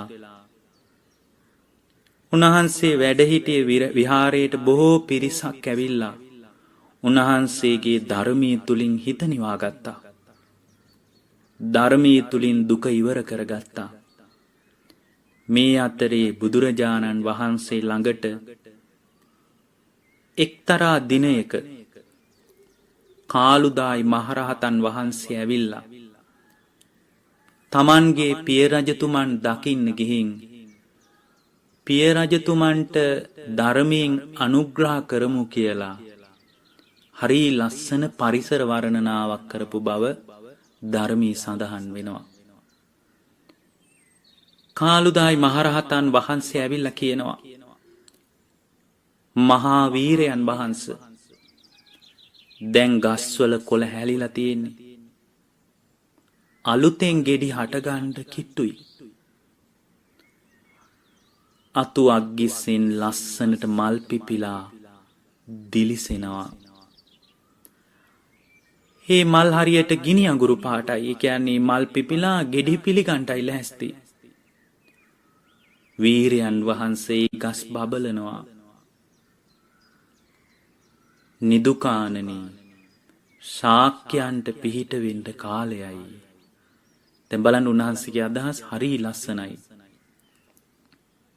පත්තං පහාය පලමාස සානා කාලෝ ඊතෝ පක්ක මනාය වීරා. ඒ ගස්වල ලස්සනට මල් පිපිලා හැම පැත්තකම සුවඳ හමනවා. දැන් ඒ ගස් කොළ අතහැරියා. ඔය සූදානම් වෙලා ඉන්නේ කොළ අතහැරලා මල් පිපිලා ගෙඩි පිළිගන්ටයි. නිදුකානන් වහන්සේ දැන් ඉතින් අපිට පිටත් වෙන්න කාලේ ඇවිල්ලයි තියෙන්නේ. වීරයන් වහන්සේ දැන් ගොඩාක් සීතලක් නෑ. බලන්න දේශගුණේ වර්ණනා කරනවා. ගොඩාක් රස්නෙත් නෑ. ඍතුව හොඳයි. මොකද යොදුන් 60ක් විතර දුර ගෙවාගෙන ඒ භාග්‍යවතුන් වහන්සේට යන්න වෙනවා කිඹුල් වතට. දීර්ඝ ගමනකට ස්වාමීනි සනීප දේශගුණයක් තියෙන්නේ. ඔබ වහන්සේ රෝහිණී කියන ගඟෙන් එහා පැත්තට වඩිනකොට බටහිර පැත්තේ ඉන්න ශාක්‍ය කෝලීය වංශිකයන්ට අනේ ඔබ වහන්සේ දැක ගන්නට ලැබේවා. දැන් බලන්න උන්වහන්සේගේ ප්‍රකාශය මොන තරම් ලස්සනයිද. කෙලීම බුදුරජාණන් වහන්සේට කියන්නේ නෑ Tamanගේ තාත්තා බලන්න වඩිමු කියලා. උන්වහන්සේ මේ පරිසරය වර්ණනා කර කර නොකියා කියනවා සුදුසු කාලය ඇවිල්ලා කියලා. ආසාය කසතේ කෙත්තං බීජං ආසාය වප්පති. ස්වාමීනි හරීම ආසාවෙන් ගොවියෝ කුඹුරු හානවා. බිත්තර වී වපුරන්නේ හරිම ආසාවෙන්. ස්වාමීනි වෙළඳාමේ යන මිනිස්සු මහ මුහුදේ ගමන් යන්නේ සල්ලි හොයන්ට. ස්වාමීනි මගේ හිතේ ආසාවක් තියෙනවා. යාය ආසාය දිට්ඨාමි මගේ හිතේ ආසාවක් තියෙනවා. අනේ ස්වාමීනි මගේ ආසාව ඉෂ්ට වේවා. උන්වහන්සේ මේ විදිහට හරි ලස්සනට පැහැදිලි කරනවා. දැන් නම් භාග්‍යවතුන් වහන්සේ සුද්ධෝදන රජතුමා Tamanගේ පිය රජතුමන්ට බණ කියන්න යන්න සුදුසුම කාලේ ඇවිල්ලා කියලා. ස්වාමීනි යම් පවුලක මහා ප්‍රඥාවන්ත වීරියවන්ත උත්තමයෙක් ඉන්නවා නම් එහෙම උත්තමයෙක් ඉපදුනොත් ස්වාමීනි Tamanගේ සත් වරිගයකටම ඒක සැනසෙන්න උදව් වෙනවා. දෙවියන්ටත් දෙවියෝ දෙවියන්ටත් ගුරුවරයා වුණ ඒ භාග්‍යවතුන් වහන්සේගේ වැඩමවීම ඊටත් වඩා සැනසීමක් කියනවා. හේතුව තමයි ඔබ වහන්සේ ශාක්‍ය කෝලීය පිරිසට සත්‍ය දේශනා කරાવી කියනවා. සුද්ධෝදනෝ නාම පිතා මහේසිනෝ බුද්දස්ස මාතා පනමාය නාමා යාබෝධි සත්තං පරිහරිය කුජ්ජිනා කායස්ස බේදා තිදිවම් හිමෝදති. මහා ඍෂිවරයන් වහන්සේ ඔබ වහන්සේගේ පියතුමාණෙවැ සුද්ධෝදන රජුරෝ. ඔබ වහන්සේගේ බිසවුන් වහන්සේනේ මහා මායාව. ඇය මිය පරලෝ ගිහින් තුසිතේ උපන්නා. ඇය තමයි බුද්ධ මාතා. දැන් මේ නොකියා කියන්නේ ඔබ වහන්සේගේ පියතුමා තවමත් ඉන්නවා. ඇය තුසිතේ උපන්නා, දිග ආයුෂයක් තුසිතේ තියෙනවා. ඒ නිසා එයාටත් බණ කියන්න ඕන. හැබැයි ඔබේ පියාගේ වයස, වයෝවෘද්ධ භාවය ජීවිතේ වේගයෙන් සැඳෑ කාලෙට පැමිණෙනවා. අනුකම්පා කරන්න කියලයි මේ නොකියා කියන්නේ. ඒ වගේම බුදුරජාණන් වහන්සේට මේ කාළුදායි මහරහතන් වහන්සේ කියනවා අසහාය වුණු පිළිමයකට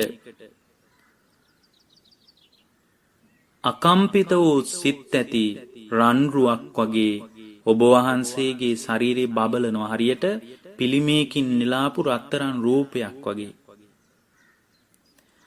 සුද්ධෝදන රජුරෝ තමයි ඔබතුමා, ඔබ වහන්සේගේ පිය රජතුමා. ඒ නිසා ඔබ වහන්සේ පියා දකින්ට වඩිනවා නම් හොඳයි. මෙන්න මේ විදියට වර්ණනා කරනකොට, පරිසරය ගැන කියනකොට, කුඹුරු පැහිලා හරියට කෙත්වතු සරුසාර වෙලා තියෙන්නේ ඔබ වහන්සේ පිළිගන්ට වගේ කියලා කියනකොට බුදුරජාණන් වහන්සේ ඒ සුන්දර ගමනට පිටත් වෙන්න ලෑස්ති වුණා.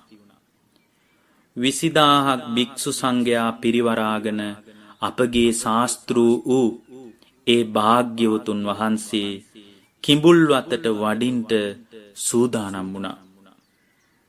කිඹුල්වතට වඩින ගමන පින්වත්නි දවසකින් දෙකකින් යන්න පුළුවන් ගමනක් නෙමෙයි. බුදුරජාණන් වහන්සේ මාස 2ක් එක දිගට අතුරිත චාරිකාවෙන්, ඒ කියන්නේ පින්වත්නි පයින්ම තථාගතයන් වහන්සේ ඒ භාග්‍යවතුන් වහන්සේගේ තාත්තාට උදව් කරන්නට පයින්ම වැඩම කළා. 20000ක් පිරිවරාගෙන භාග්‍යවතුන් වහන්සේ වඩිනකොට පාත්‍ර සිවුරු දරාගෙන සමාපත්තියෙන් නැගිටලා කාළුදායි මහරහතන් වහන්සේ සුද්ධෝදන රජතුමාගේ රාජාසනයේ ඉදිරියේ ඉහළ අහසේ පෙනී හිටියා. රජුරු ඇස් දෙක පිහදාලා අහස දිහා බැලුවා. බලනකොට දැක්කා දෙවියෙක් ඇවිල්ලා. කතා කරලා ඇහුවා ඔබ කවුද කියලා. ඒ වෙලාවේ කාළුදායි මහරහතන් වහන්සේ මතක් කරනවා, ඇයි රජතුමනි, ඔබ වහන්සේට මාව මතක නැද්ද? අන්තිම වතාවේ ඔබ වහන්සේගේ පුත්‍රවන වූ, අපගේ පිය රජුන් වූ, අපගේ අසහාය ගුරු වූ, අපගේ බුදුරජාණන් වහන්සේ කිඹුල්වතට වැඩම කරන්නට කියලා යවපු කාළුදායි ඇමතියා මමයි. සාදුකාර දුන්නා. පුත්‍ර කාළුදායි, අනේ මගේ පුතා ඉන්නේ නැද්ද? ඒ වෙලාවේ සුන්දර පණිවිඩයක් රජුරවන්ට කිව්වා.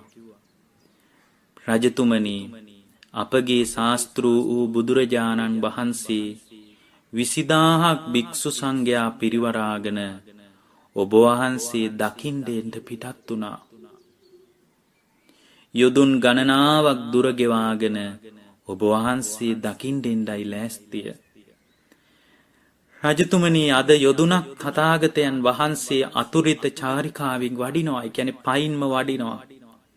ඒ වෙලාවේ ආසනයක් පනවලා හරි ගෞරවයෙන් බුදුරජාණන් වහන්සේගේ හද මණ්ඩලයේ දායාද වුණ කුල පහදවන භික්ෂූන් වහන්සේලා අතරින් අගතැන්පත් වුණ කාළුදායි මහරහතන් වහන්සේට ආසන පනවලා මාලිගාවේ රාජ භෝජනය උන්වහන්සේගේ පාත්‍රයට පිළිගැන්වුවා. පිළිගැන්වාම උන්වහන්සේ වඩින්න පිටත් වුණා. වඩින්න පිටත් වෙනකොට කියනවා, ස්වාමීනි, ඔබ වහන්සේ වඩින්න එපා. ඔබ වහන්සේ මෙහිදී වළඳන්න. මෙහිදී වළඳලා වඩින්න. ඒ වෙලාවේ මේ කාළුදායි මහරහතන් වහන්සේ වදාරනවා, මහරජතුමනි, මේක වළඳන්න සුදුසු තැනක් නෙමෙයි. අපගේ ශාස්ත්‍රූ වූ ඒ භාග්‍යවතුන් වහන්සේ පළවෙනි යොදුන අහවර කරලා අද රාත්‍රියේ වැඩ ඉඳීවි. උන්වහන්සේ වළඳන තැනටම ගිහින් මම වළඳනවා කියද්දී අනේ මං කෙරෙහි අනුකම්පාවෙන් ඔබ වහන්සේ වළඳලා මම දානි දෙන්නම්, මම කෑම දෙන්නම්. ඒ කෑම ටික අරගෙන ගිහින් මාගේ පුත්‍ර වූ ඒ ශාස්ත්‍රූන් වහන්සේට පූජා කරන්න. පින්වත්නි, බුදුරජාණන් වහන්සේට කිඹුල්වතට වඩිනකම්ම යොදුන් 60ක් දක්වා ආපු පයින්ම වැඩම කරපු ගමනේදී බුදුරජාණන් වහන්සේට සෑම දිනකම දන් දුන්නේ තමන්ගේ පිය රජුරෝ. බුදුරජාණන් වහන්සේ නමක් පවා පිය රජුරෝ ගැන විශේෂ අදහසකින් වළඳන්නේ. බුදුවරුත් එහෙමයි. උන්වහන්සේ තමන්ගේ පාත්තරයට දානි පිළිගත්තේ නෑ වෙනත් කිසිම තැනකින්. දවස් 60ක් කිඹුල්වතට වඩින අවස්ථාව දක්වාම දිනපතාම පාත්තරයේ පිරෙන්ට රජ්ජුරුවන්ගෙන් දානි වැළඳුවා. පහුවෙනිදා උදේන්ම දානි ටික ලෑස්ති කරලා පෙරමඟ බලාගෙන හිටියා තාත්තා කෙනෙක් පියෙක් විදියට සුද්ධෝදන රජ්ජුරුවෝ. අද මගේ පුතාට කෑම ගෙනියන්ට, දානි ටික ගෙනියන්ට. කෝ තවමත් කාලුදායි හාමුදුරුවෝ නෑනේ කියලා මඟ බැලුවා. දිනපතාම බුදුරජාණන් වහන්සේ ගිහි කාලේ වළඳන්ට ප්‍රියමනාප ආහාර හදලා පාත්‍රයේ පිරෙන්ට දානි පිළිගන්වලා දිනපතා බුදුරජාණන් වහන්සේට දන් දුන්නා. ඒ භාග්‍යවතුන් වහන්සේ තමන්ගේ පියා කෙරෙහි අනුකම්පාවෙන්, තාත්තා කෙරෙහි උපන් කරුණාවෙන් දිනපතාම කිසිවෙක්ගේ දානී පිඬක් වළඳන්නේ නැතුව තාත්තාට අනුග්‍රහ පිණිස දානි වැළඳුවා. ඒ වෙනකොට මාස 2ක් ගෙවීගෙන යනවා. මාස 2ක් ගෙවීගෙන යනකොට පින්වත්නි, අන්තිම වෙනකොට කාලුදායි මහරහතන් වහන්සේ තමයි දානි ටික අරගෙන ඉන්නේ. ඒ දානි ටික අරන් යන ගමනේදී මුළු මාලිගාවේම ඉන්න අයට බණ කියලා තිසරණිය තුල හිත හදලා හැම දිනාම තිසරණිය තුල පිහිට කරගෙන තමයි හිටියේ. ඒ වෙනකොට බුදුරජාණන් වහන්සේ වඩිනකොට විශාල පැහැදීමක් මාලිගාවේ හිටිය අය තුල තිබුණා. බුදුරජාණන් වහන්සේ කිඹුල්වත් පුරයේ තමන්ගේ රජමාලිගාවට වඩිනවා කියන ආරංචිය කිඹුල්වත පුරාම පැතිරිලා ගියා. බුදුරජාණන් වහන්සේ මාලිගාවට වැඩම කළාම පිය රජතුමන් විදියට කඳුළු සලපු බවක් බුදුරජාණන් වහන්සේ බුද්ධත්වයේ පිණිස වැඩිය ගමනේදී ඒ ගමනට විරෝධ වෙච්ච අදහසක් තමන්ගේ පුතා සක්විති රජ වුණේ නෑ කියලා කම්පාවක් රජුරුවන්ගේ හිතේ තිබ්බේ නෑ. තමන්ගේ පුතා නේත්‍රා සංගලට දැකීමෙන් පවා සුද්ධෝදන රජුරුව සතුටු වුණා. බුදුරජාණන් වහන්සේගේ සම්ප්‍රදාය ගැන, සිරිත ගැන, මේ ඇත්තු ගැන ලොකු හැඟීමක්, අවබෝධයක් තිබිලා නෑ. පහුවෙනිදා බුදුරජාණන් වහන්සේ රජමාලිගාවෙන් පහළට බැහැලා පිණ්ඩපාතේ වැඩම කළා භික්ෂු සංඝයා පිරිවරාගෙන. රජුරන්ට ආරංචි වුණා තමන්ගේ පුතා මැටි පාත්‍රයක් අතේ තියාගෙන පිඬු පිණිස හැසිරෙනවා කියලා. සලුව බිම උනාගෙන බිම ඇදගෙන බුදුරජාණන් වහන්සේ ළඟට ඇවිල්ලා වැඳලා කිව්වා, මට නිඳා කරන්න එපා. අපගේ සම්ප්‍රදාය තැනක් තැනක් ගානේ ගිහින් සිංගමන් යදින එක නෙමෙයි. බුදුරජාණන් වහන්සේ ගම්බීර කතාවක් කිව්වා. මහරජ, ඒ ඔබේ වංශයේ සම්ප්‍රදාය. මේ මගේ වංශයේ බුද්ධ වංශය. මගේ සිරිත මේක. ඒ වෙලාවේ මහපාරේදී තමයි උත්තාන වීරිය සම්බන්ධව, අප්‍රමාදී වීමේ වැදගත්කම සම්බන්ධව, ධර්මයේ ජීවිතයට හුරු කිරීමේ ලාභයේ සම්බන්ධව බුදුරජාණන් වහන්සේ තමන්ගේ පිය රජතුමාට බණ කිව්වේ. ධම්මං චරේ සුචරිතං නනං දුච්චරිතං චරේ ධම්මචාරී සුඛං සේති අස්මින් ලෝකේ පරම් හිච. මේ සුන්දර ගාථාව මුල් කරගෙන බණ කියද්දී රජ්ජුරුවෝ සකුරුදාගාමී වුණා. ප්‍රජාපතියත් සෝතාපන්න වෙලා තියෙනවා. මේ වෙලාවේ බුදුරජාණන් වහන්සේගේ සිරිපතුල් ඉඹමින් පිය රජතුමන් විදියට සුද්ධෝදන රජ්ජුරුවෝ වැඳ වැටුණා. පින්වත්නි, බුදුරජාණන් වහන්සේගේ බුද්ධ ශාසනය තුල සිද්ධ වෙච්ච මේ සිද්ධිදාමයේ ඇස්සේ රජ්ජුරුවෝ ඊටාම පීඩාවට පත්වෙච්ච සිද්ධි දෙකක් තියෙනවා. ඒ තමයි නන්ද කුමාරයා සියලු අභිෂේක ගන්වන්න මඟ බලාගෙන ඉද්දී භාග්‍යවතුන් වහන්සේගේ පාත්‍රයේ කැටුව අරගෙන මාලිගාවට අරගෙන ගිහින් පැවිදි කරවපු සිද්ධිය. තුන්වෙනි දවසේදී තමයි මේ නන්ද කුමාරයා පැවිදි කරන්නේ. නන්ද හාමුදුරුවෝ බොහොම අමාරුවෙන් ධර්මය අල්ලගත්ත කෙනෙක්. රාගයෙන් පීඩා විඳින්න ඉඳලා අන්තිමටම ධර්මය අල්ලගත්තා. අවසානයේ බුදුරජාණන් වහන්සේ මාලිගාවෙන් පිටත් වෙනකොට එවෙනකොට රාහුල කුමාරයාට පුංචි දරුවෙක් කෙලිසෙල්ලම් කරන පුංචි දරුවෙක්. මේ දරුවා ගැන රජුරුවන්ගේ හිතේ අසීමිත සෙනෙහසක් තිබ්බේ. මුණුබුරා කියන අදහසින් අසීමිත සෙනෙහසක්. ඒක වචන වලට පෙරලන්න බැරි විදිහේ සෙනෙහසක්. ඒ සෙනෙහස ගැන රජුරුවන්ගේ අදහස් මතුවෙද්දී තියෙනවා. නන්ද කුමාරයා මහණ වුණාම රජ්ජුරුවෝ හිත හදාගත්තා, කමක් නෑ මේ පොඩි දරුවා ඉන්නවා නෙවෙයි මට. මෙන්න මේ විදියට හිත හදාගත්ත රජතුමන්ට දේවිය ඉහළ මාලිගයේ ඉඳලා යශෝදරාව තමන්ගේ පුතාට අරයන්නේ ඔයාගේ තාත්තා.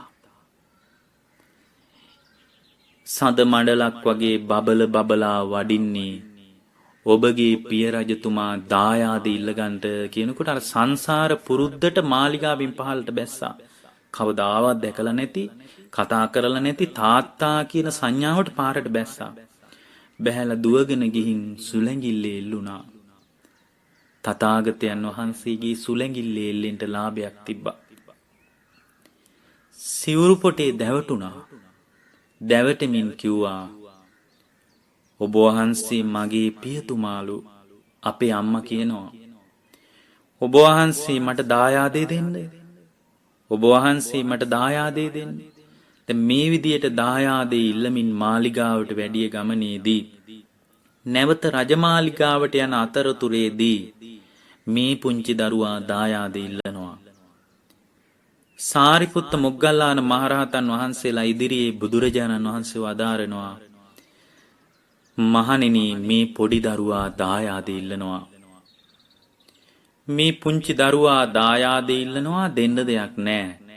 අරගෙන ගිහින් මහාන කරන්න. මහාන කළා. මේ පුංචි තමන්ගේ මුණුබුරා මහාන වුණා කියන ආරංචියට සුද්ධෝදන රජ්ජුරුවන්ගේ හිත ආයෙත් චලනය වෙන්න පටන් ගත්තා. බුදුරජාණන් වහන්සේ ළඟට ගියා. බුදුරජාණන් වහන්සේ ළඟට ගිහින් කියන කතාව අනුවේදනීයයි. ස්වාමීනි, ඔබ වහන්සේ මේ මාලිගාවත් ඇරලා ගියාම මම මේ පුංචි දරුවා දිහා බලාගෙන සතුටු වුණා.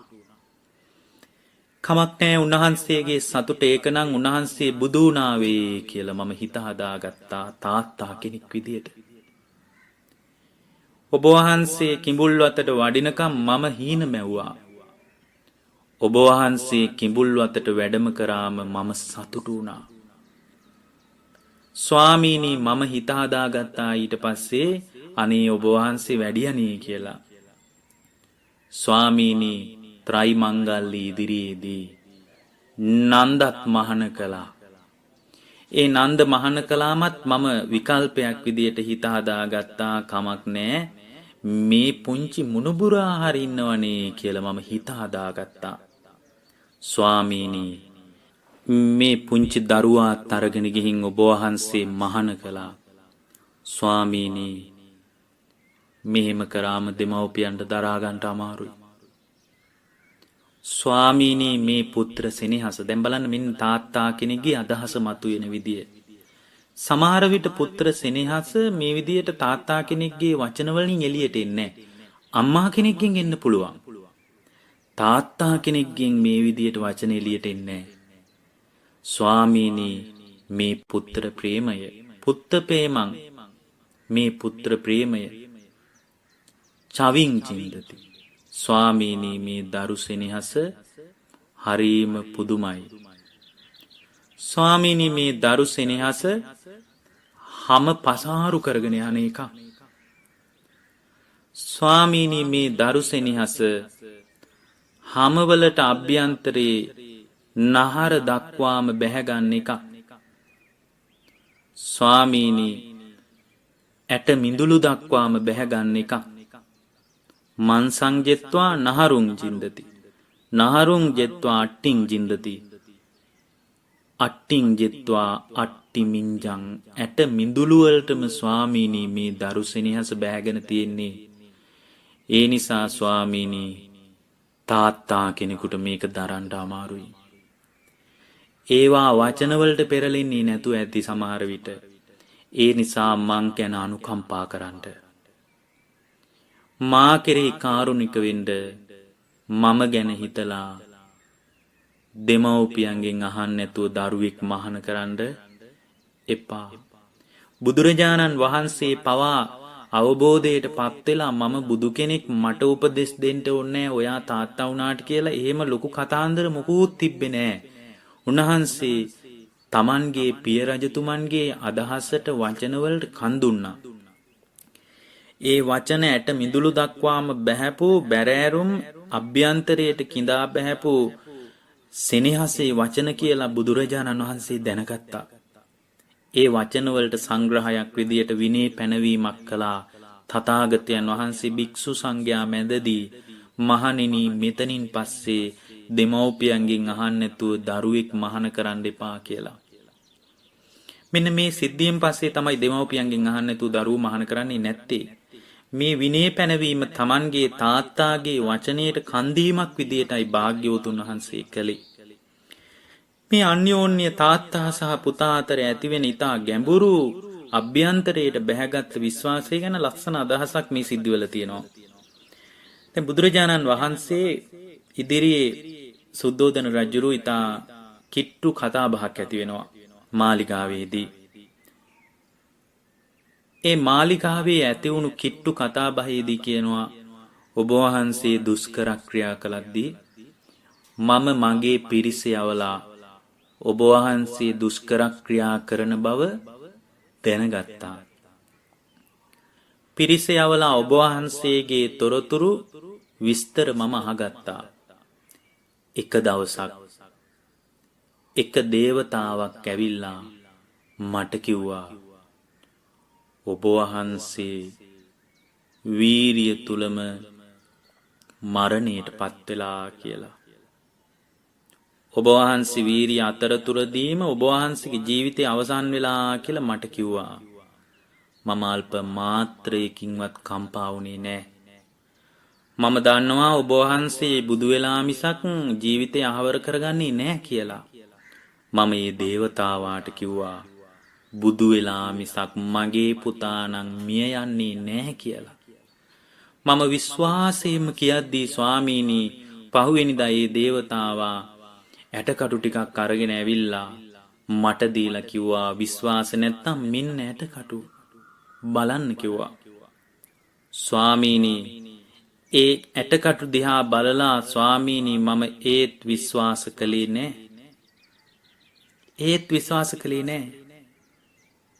ඔබ වහන්සේ බුදු වෙනවා කියලා මගේ හෘද සාක්ෂිය මට කිව්වා.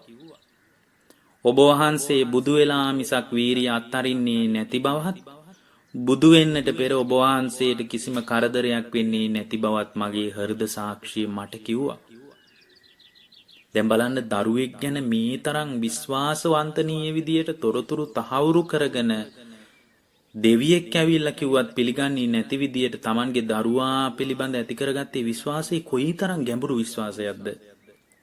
බුදුරජාණන් වහන්සේ මද හිනාවක් පෑවා. මද හිනාවක් පාලා Tamanගේ පිය රජතුමන්ට කිව්වා අතීතයේත් මෙහෙම දෙයක් වුණා කියලා මහා ධර්මපාල ජාතකයේ දේශනා කළා. මේ ධර්මපාල ජාතකයේ තියෙනවා එක තැනක ධර්මපාල කියලා කුමාරයෙක් අධ්‍යාපනයේ පිණිස කහවණු 1000කුත් අරගෙන Tamanගේ කුල පරම්පරාවෙන් අයින් වෙලා උගන්නන දිසාපාම ගුරුවරයෙක් ළඟට යනවා. ඒ ගුරුවරයා ළඟ අඩු වයසින් යම් කෙනෙක් මිය ගියාම මේ කුමාරයා hina වෙලා කියනවා අපේ ගමේ නම් අඩු වයසින් මැරෙන්නේ නැහැ කියලා. හැමෝම මේ කුමාරයා දිහා බලලා hina වුණා. මේ කතාන්දරය දිසාපාම ගුරුවරයා ළඟටත් ගියා. කතා කරලා ධර්මපාල කුමාරයාගෙන් ඇහුවා හැබැයිද මේ හැමෝම ඉස්සරහා Tamanගේ පරම්පරාවේ අය අඩුවෙන් මැරෙන්නේ නැහැ කියලා කියන්නේ? එහෙමයි කිව්වා.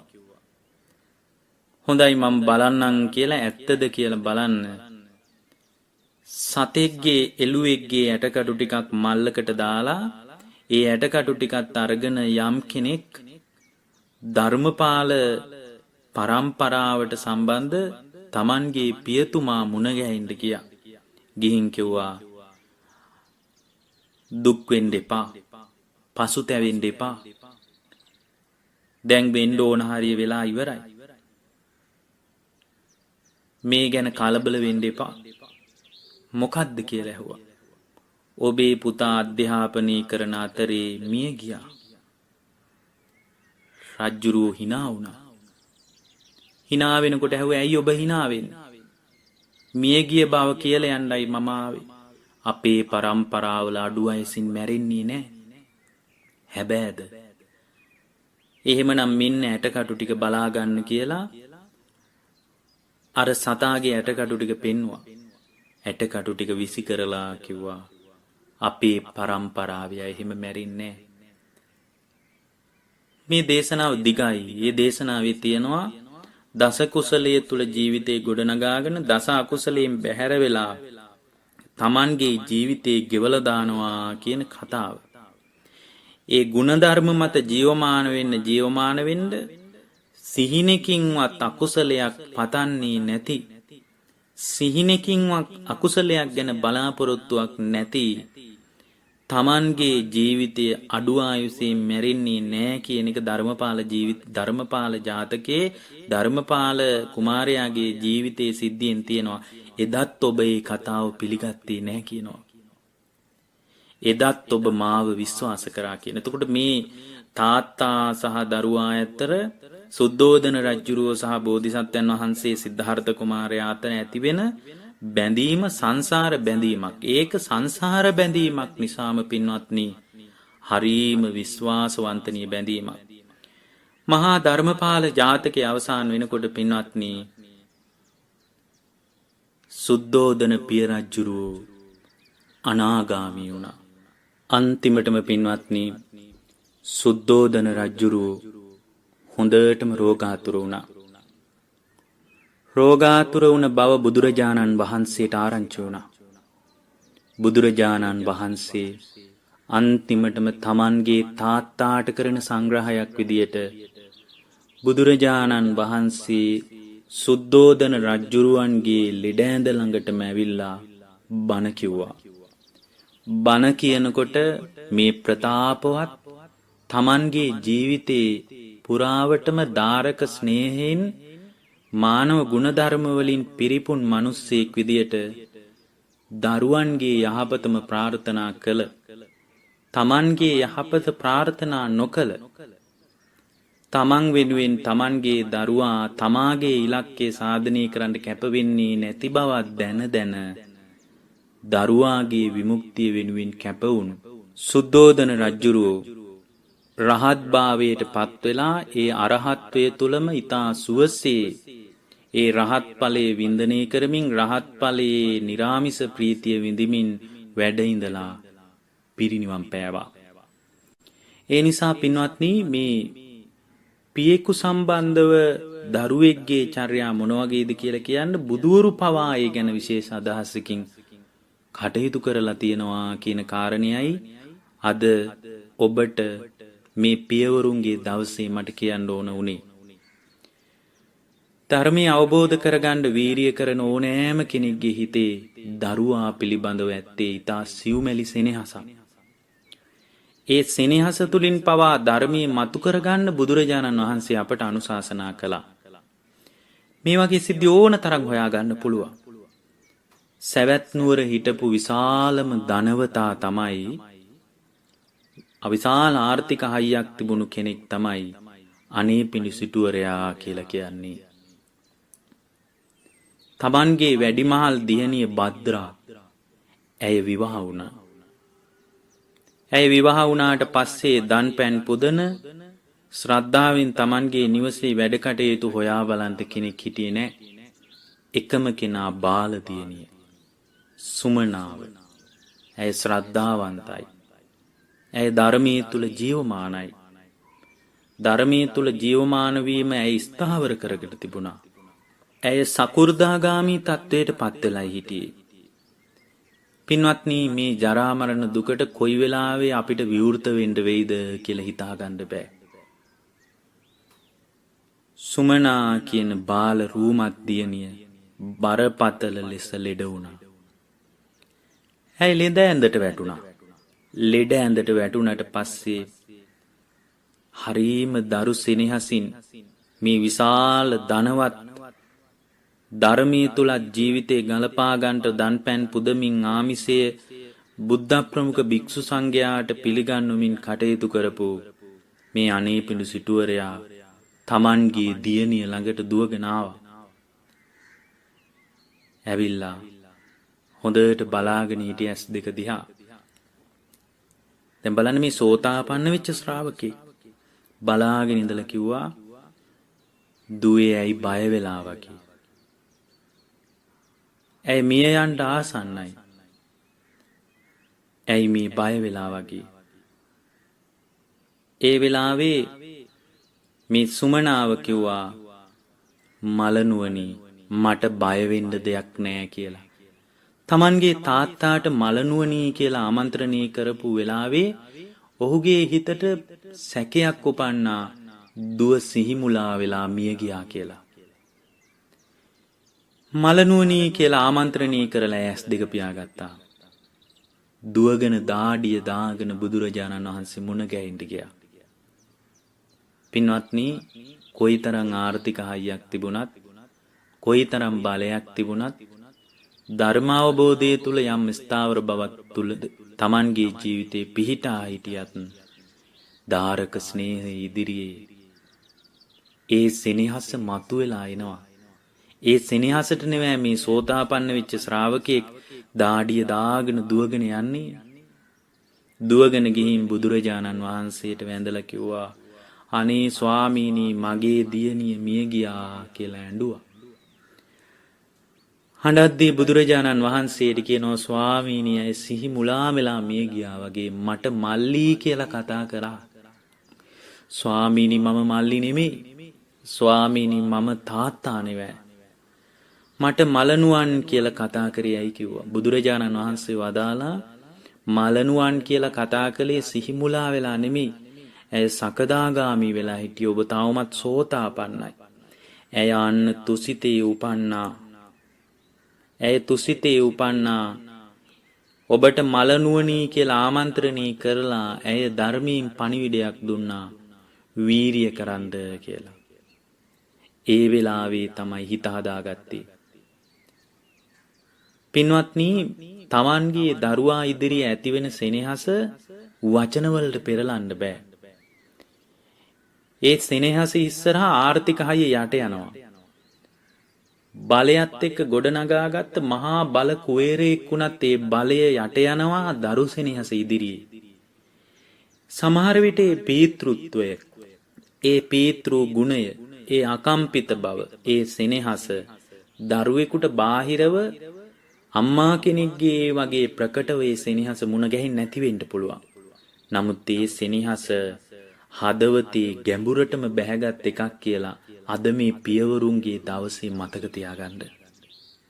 ඒ වගේම තමයි පියවරුන්ටත් අපිට හරි කරුණාවෙන් අනුශාසනා කරන්න තියෙන්නේ, පසුතැවෙන්න, හිත වේදනා ඇති කරගන්න, සෝසුසුම් හෙලන්න ඔබට ලොකු කතාන්දර ටිකක් ඇති.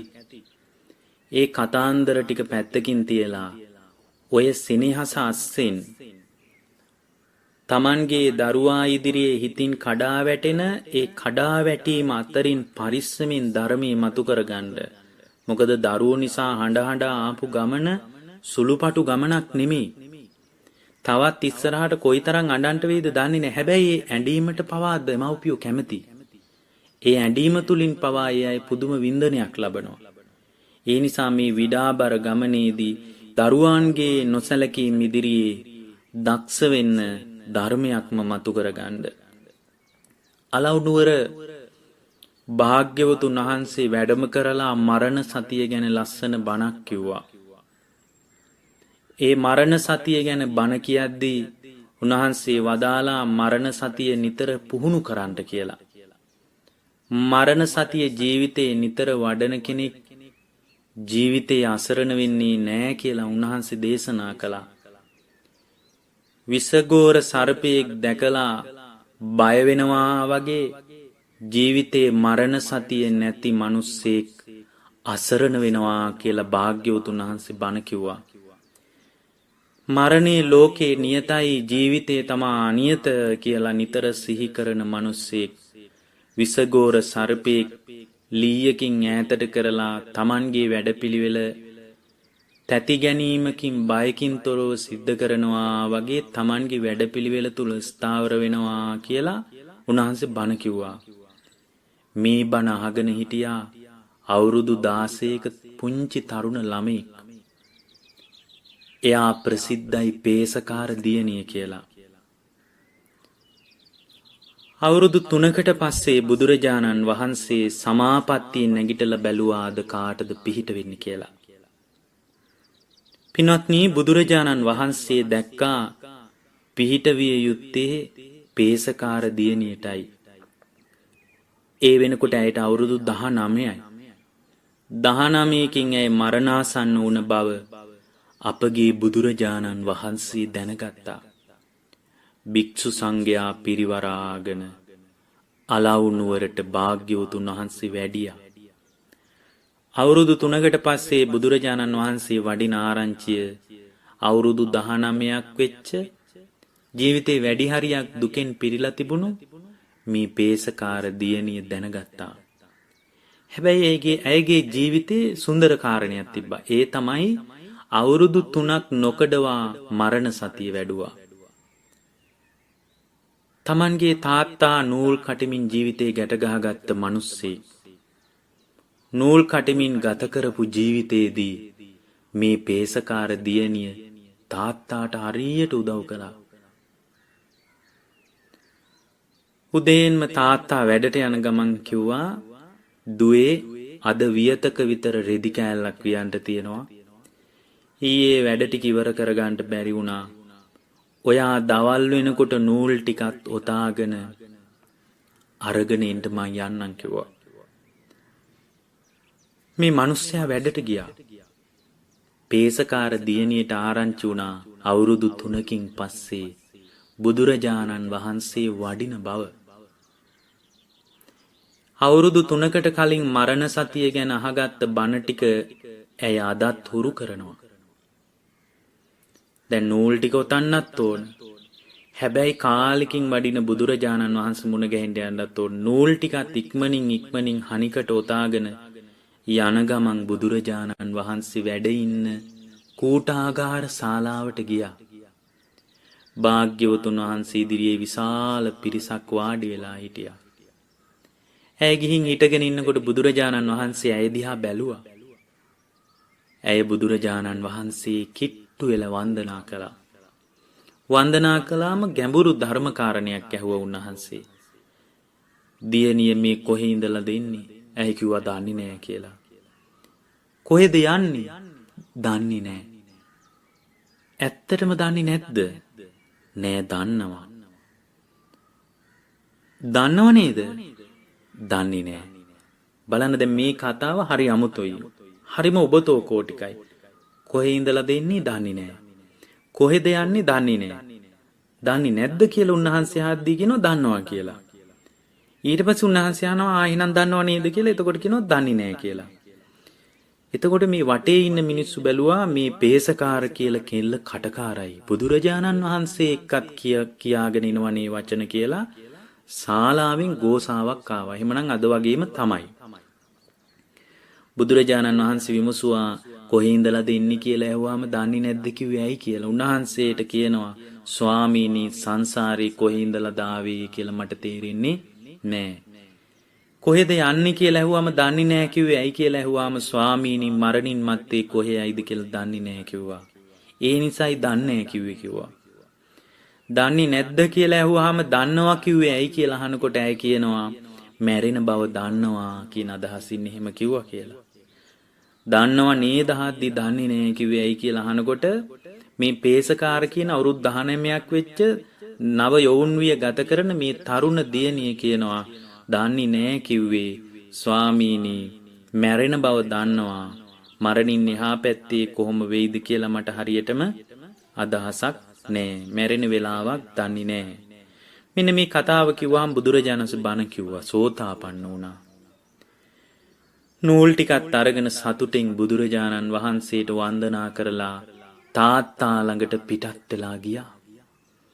පිටත් වෙලා ගිහින් බුදුරජාණන් වහන්සේ ඉදිරියේ අහගත්ත බණ ටික ආවර්ජනය කරමින් යන අතරේ තාත්තා නිදාගෙන හිටියා. නිදාගෙන ඉන්න තාත්තා ළඟට ගිහින් එකපාරම කතා කරනකොට තිගැස්සිලා Tamanගේ පියතුමා නැගිටිනකොට අර නූල් පන්දුව ඔතලා තිබුණු එක කොනක් ඇයිගේ ඇහි වැදිලා ලේ පෙරාගෙන වැටුණා. ඒක ගලවන්න හදනකොට අධික රුධිර වහනයක් වෙලා ඇය මිය යනවා. ඒ මියගිය දුක දරා ගන්න බැරුව එහෙම මේ පේසකාර දියණියගේ තාත්තා ඒ පීතෘ සෙනෙහසින් හෙම්බත් වෙලා ඇදගෙන වැටෙනවා.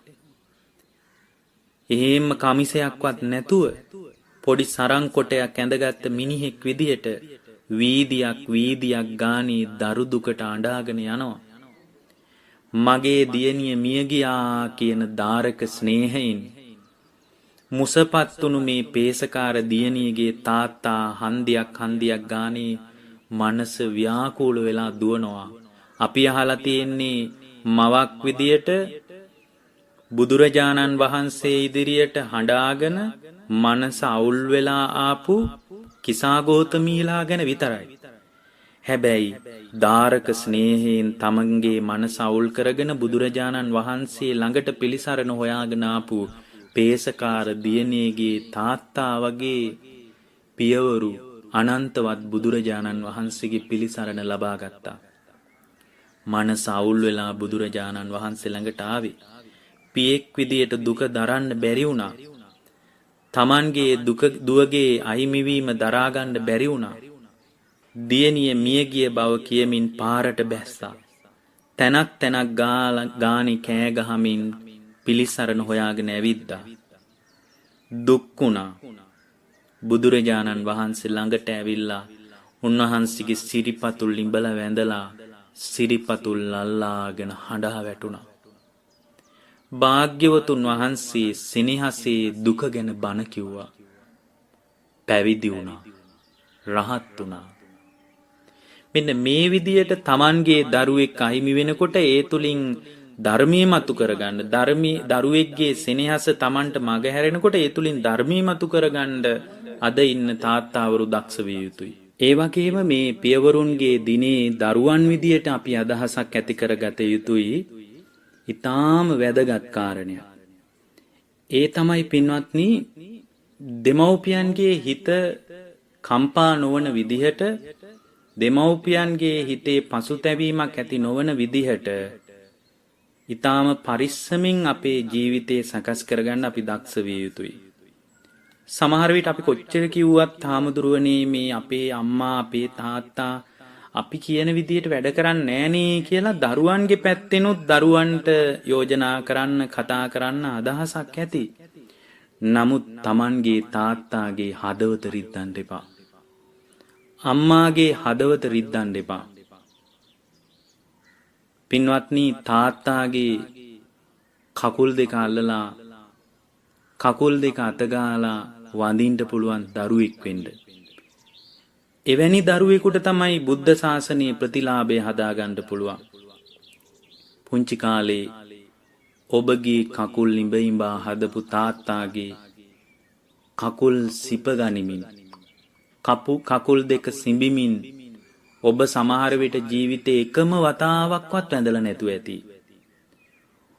ඔබගේ කකුල් දෙක පුංචි දරුවෙක් විදියට නිදාගෙන නැගිටින්න බැරුව ඇවිදින්න බැරුව කිරිවලින් ඔබේ ජීවිතේ පවතින කාලේ දරුවෙක් අතපයින් සංඥා නිකුත් කරනකොට ඒ අතපය Tamanගේ ශරීරයේ වැදෙනකොට ඒ වැදෙන පාපහර අතින් වදින පහර පවා සෙනෙහසින් දරාගත්ත තාත්තාගේ කකුල් දෙක ඉඹලා ඔබ වැඳලා නැතුව ඇති. ඒ නිසා විශාල භෞතික දේවල් තාත්තා වෙනුවෙන් ඕනේ නැහැ. හැබැයි තාත්තා කෙරෙහි මානව දයාවෙන් පිරිච්ච ගුණධර්ම වලින් පිරිච්ච මිනිස්සෙක් විදියට තාත්තා කෙරෙහි වන්දනා කිරීමෙන් පවා අපිට අද මේ පියවරුන්ගේ දවසේ තාත්තා සතුටු කරන්න පුළුවන්. ඔවුන් ඔබෙන් රාජ්‍යයක් බලාපොරොත්තු වෙන්නේ නැහැ. ඔවුන් ඔබෙන් විශාල භෞතික දේවල් ටිකක් බලාපොරොත්තු වෙන්නේ නැහැ. ඒ සෙනෙහසම ඔවුන් සනසාවි. දැන් අජාසත් කුමාරයා අසත්පුරුෂ ඇසුර නිසා කඩා වැටුණා. විශාල පීතෘ හිංසකයෙක් බවට අජාසත් පත් වෙනවා. බිම්බිසාර රජුරෝ තමන්ගේ පුතාට වෛර කළේ නෑ. රජමාලිගාවේ සිරකුටියක හිර කරලා පුංචි කවුලුවකින් ගිජ්ජකූට පර්වතයේ ඈතින් පේනකොට මගේ දරුවා මට වෛර කරනවා කියලා ඒ වෛරය ගැන නෙමෙයි හිතුවේ. බිම්බිසාර රජුරෝ සිතුවිලි මාත්‍රයකින්වත් Tamanගේ අජාසත් පුතා කෙරෙහි වෛරී සිතක් හදාගන්නේ නැතුව පුංචි කවුලුවකින් ඈතින් පේන ගිජ්ජකූට පර්වතයේ දිහා බලාගෙන බුදුරජාණන් වහන්සේ සිහි කර කර සතුටු වෙන්න පුළුවන් හිතක් හදාගත්තා. මගේ දරුවා මාව පීඩාවට පත් කරනවා, විඩාවට පත් කරනවා, මාව තලනවා, මාව පෙළනවා, මාව හිංසාවට ලක් කරනවා කියලා වෛරී සිතක් හදාගත්තේ නෑ. ඒ තමයි සැබෑ පීතෘ සෙනෙහස. සමහර විට තදින් වචනයක් කතා කරන්න පුළුවන්. සමහර විට තරවටු කරන්නත් පුළුවන්. හැබැයි ඒ තරවටු කිරීම ASCII වෛරයක් නෑ. දරුවා කෙරෙහි ඉරිසියාවක් නෑ. දරුවා කෙරෙහි ගොඩනගාගත්ත කෝන්තරයක් නෑ. දැන් මිහිඳු මහරහතන් වහන්සේ ලංකාවට බුද්ධ ශාසනය අරගෙන ආවහම අපි මිහිඳු මහරහතන් වහන්සේට සදා ණය ගැති. උන්වහන්සේ නිසා තමයි අදත් අපි මේ ධර්මයේ කතා කරන්නේ. යුව රජුරෝ විදියට රජකමේ දෙවනි භාගයේ මිහිඳු කුමාරයාට හම්බ වුණා. බුද්ධ ශාසනයේ වේගයෙන් ව්‍යාප්ත වෙනවා. බුද්ධ ශාසනය තුල විශාල පිරිසක් දායාද වෙන්න වීරිය කරනවා. ඒ වීරිය කරනකොට මිහිඳු කුමාරයා යුව රජුරෝ විදියට පැවිද්දට පුදුම කැමැත්තක් තිබුණා. අනේ මටත් මේ සංසාර දුක ඉවර කරගන්න ඇත්තන් කියලා පුදුමාකාර විදිහේ සෙනෙහසක් පැවිද්ද කෙරෙහි ඇති වෙලා තිබුණා. ගතවන බොහෝ සැප සම්පත් සහිත ජීවිතය අනිත්‍ය වෙලා යන එකක්. මේ සැප සම්පත් අත්හරින්න වෙනවා. අත්හරිනකොට අත්හැරෙනකොට ධර්මයක් මතු කරගෙන මේ සසර දුක ඉවර කරගන්න ඇත්තන් කියලා මිහිඳු යුව රජතුමාගේ හිතේ සිතුවිල්ලක් උපන්නා. හැබැයි ධර්මාශෝක රජුරවන්ට කිව්වේ නෑ හිත පෑරෙයි කියලා. තමන්ගේ රජතුමාට තමන්ගේ තාත්තාට කිව්වේ නෑ මට යුව රජකම එපා, මට පැවිද්ද හොඳයි කියලා. යටිහිතේ තියාගෙන හිටියා වචන මාත්‍රයකින් හරි තමන්ගේ පිය රජතුමාගේ හිත පෑරෙයි කියලා. බලන්න සත්පුරුෂයාගේ ගුණවත්කම. අද ඉන්නවා බුද්ධ පූජාව ජයට තියෙනවා. බුද්ධ පූජාව අල්ප මාත්‍රයකින් වරද්දන්නේ නැහැ. හැබැයි තාත්තගේ බඩගින්න දැනින්නේ නැහැ. තාත්තගේ බඩගින්න ගැන සංවේදී නැති උදේට දවල්ට දානි බුද්ධ පූජාව පිළිගන්වන සවසට අෂ්ටපාන ඖෂධ පූජා සහිතව ගිලන්පස පූජාව බුද්ධාසනයේ මත තියෙන එහෙත් තාත්තාගේ බඩගින්න දැනෙන්නේ නැති තමන්ගේ තාත්තාට පියතුමාට බෙහෙත් ටිකක් අරගෙන දෙන්නේ නැති දරුවෝ ඉන්නවා. එහෙම දරුවන්ට මේ සත්පුරුෂ මිහිඳු කුමාරයාගේ ජීවිතය යුව රජෙක් විදියට මොන තරම් ආදර්ශ සම්පන්නයිද? අන්තිමටම මොග්ගලී පුත්තිස්ස මහරහතන් වහන්සේගෙන් අහලා දැනගත්තා බුද්ධ ශාසනයට නෑකමක් හදාගන්නේ කොහොමද කියලා. උන්වහන්සේ වදාලා බුද්ධ ශාසනයට නෑකමක් හදාගන්නවා නම් ලේ පරම්පරාවේ කෙනෙක් මහාන කරන්න කියලා. ඒ වෙලාවේ තමයි ගිහින් පුතාට විස්තරي කියන්නේ. කියනකොට තමයි කියන්නේ අනේ තාත්තේ පිය රජතුමනි මගේ හිතෙත් ඔය අදහස මුල් බැහැගෙන තිබුණේ. පිය රජතුමාගේ හිතට හානියක් වෙයි. පිය රජතුමාගේ හිතට යම් පසුතැවීමක් ඇති වෙයි අනේ මගේ පුතා මහාන වුණා කියලා. ඒ නිසා මම ඔබ වහන්සේට ওই කතාව කිව්වේ නෑ කියනවා.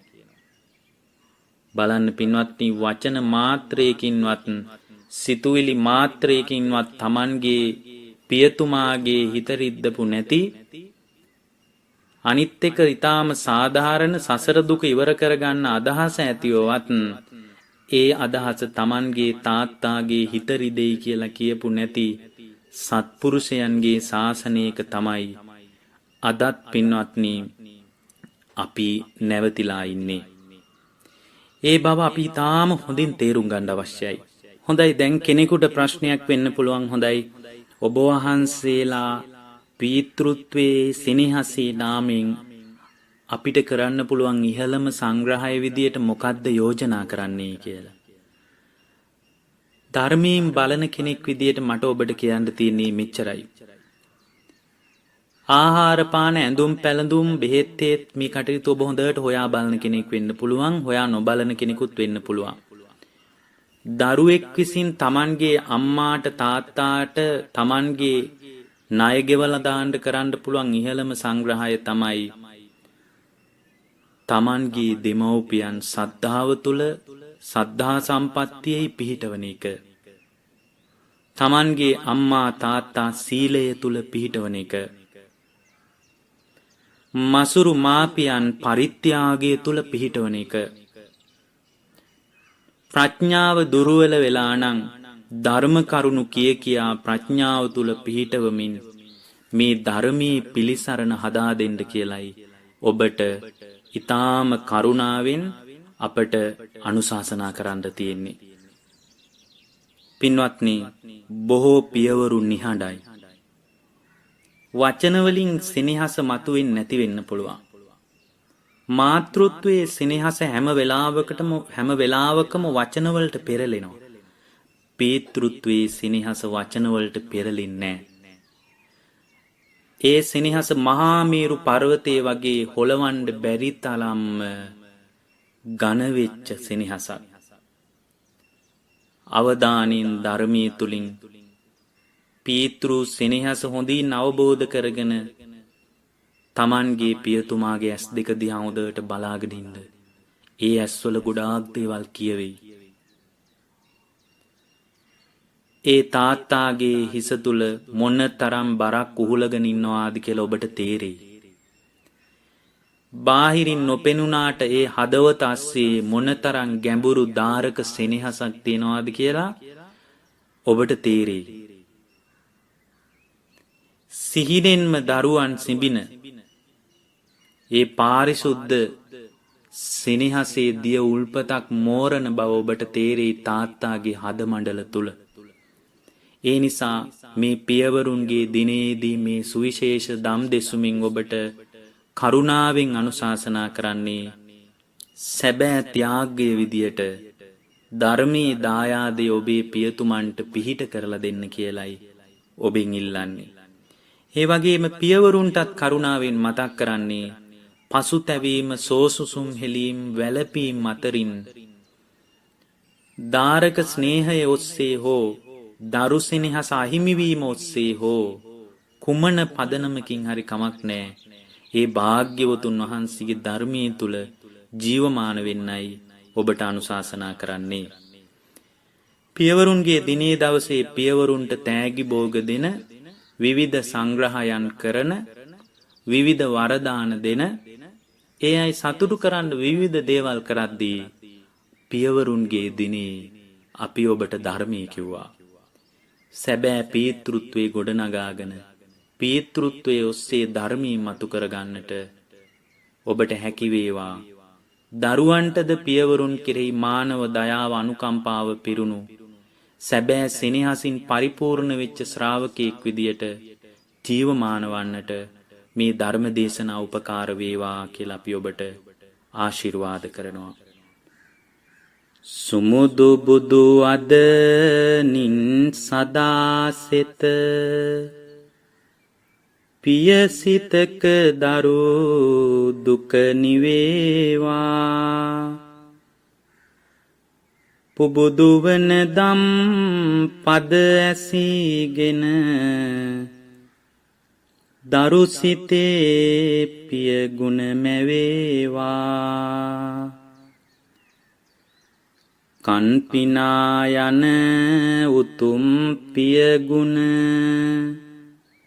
දනන් තුඩ තුඩ නිති ගැයේවා. පින් පුරාගෙන ගෙවෙන සසරේ පියවරුන්ගේ දුක නිවේවා. පින් පුරාගෙන ගෙවෙන සසරේ පියවරුන්ගේ දුක නිවේවා. පින් පුරාගෙන ගෙවෙන සසරේ පියවරුන්ගේ දුක නිවේවා. ඔබ හැම දිනාටම තෙරුවන් සරණයි.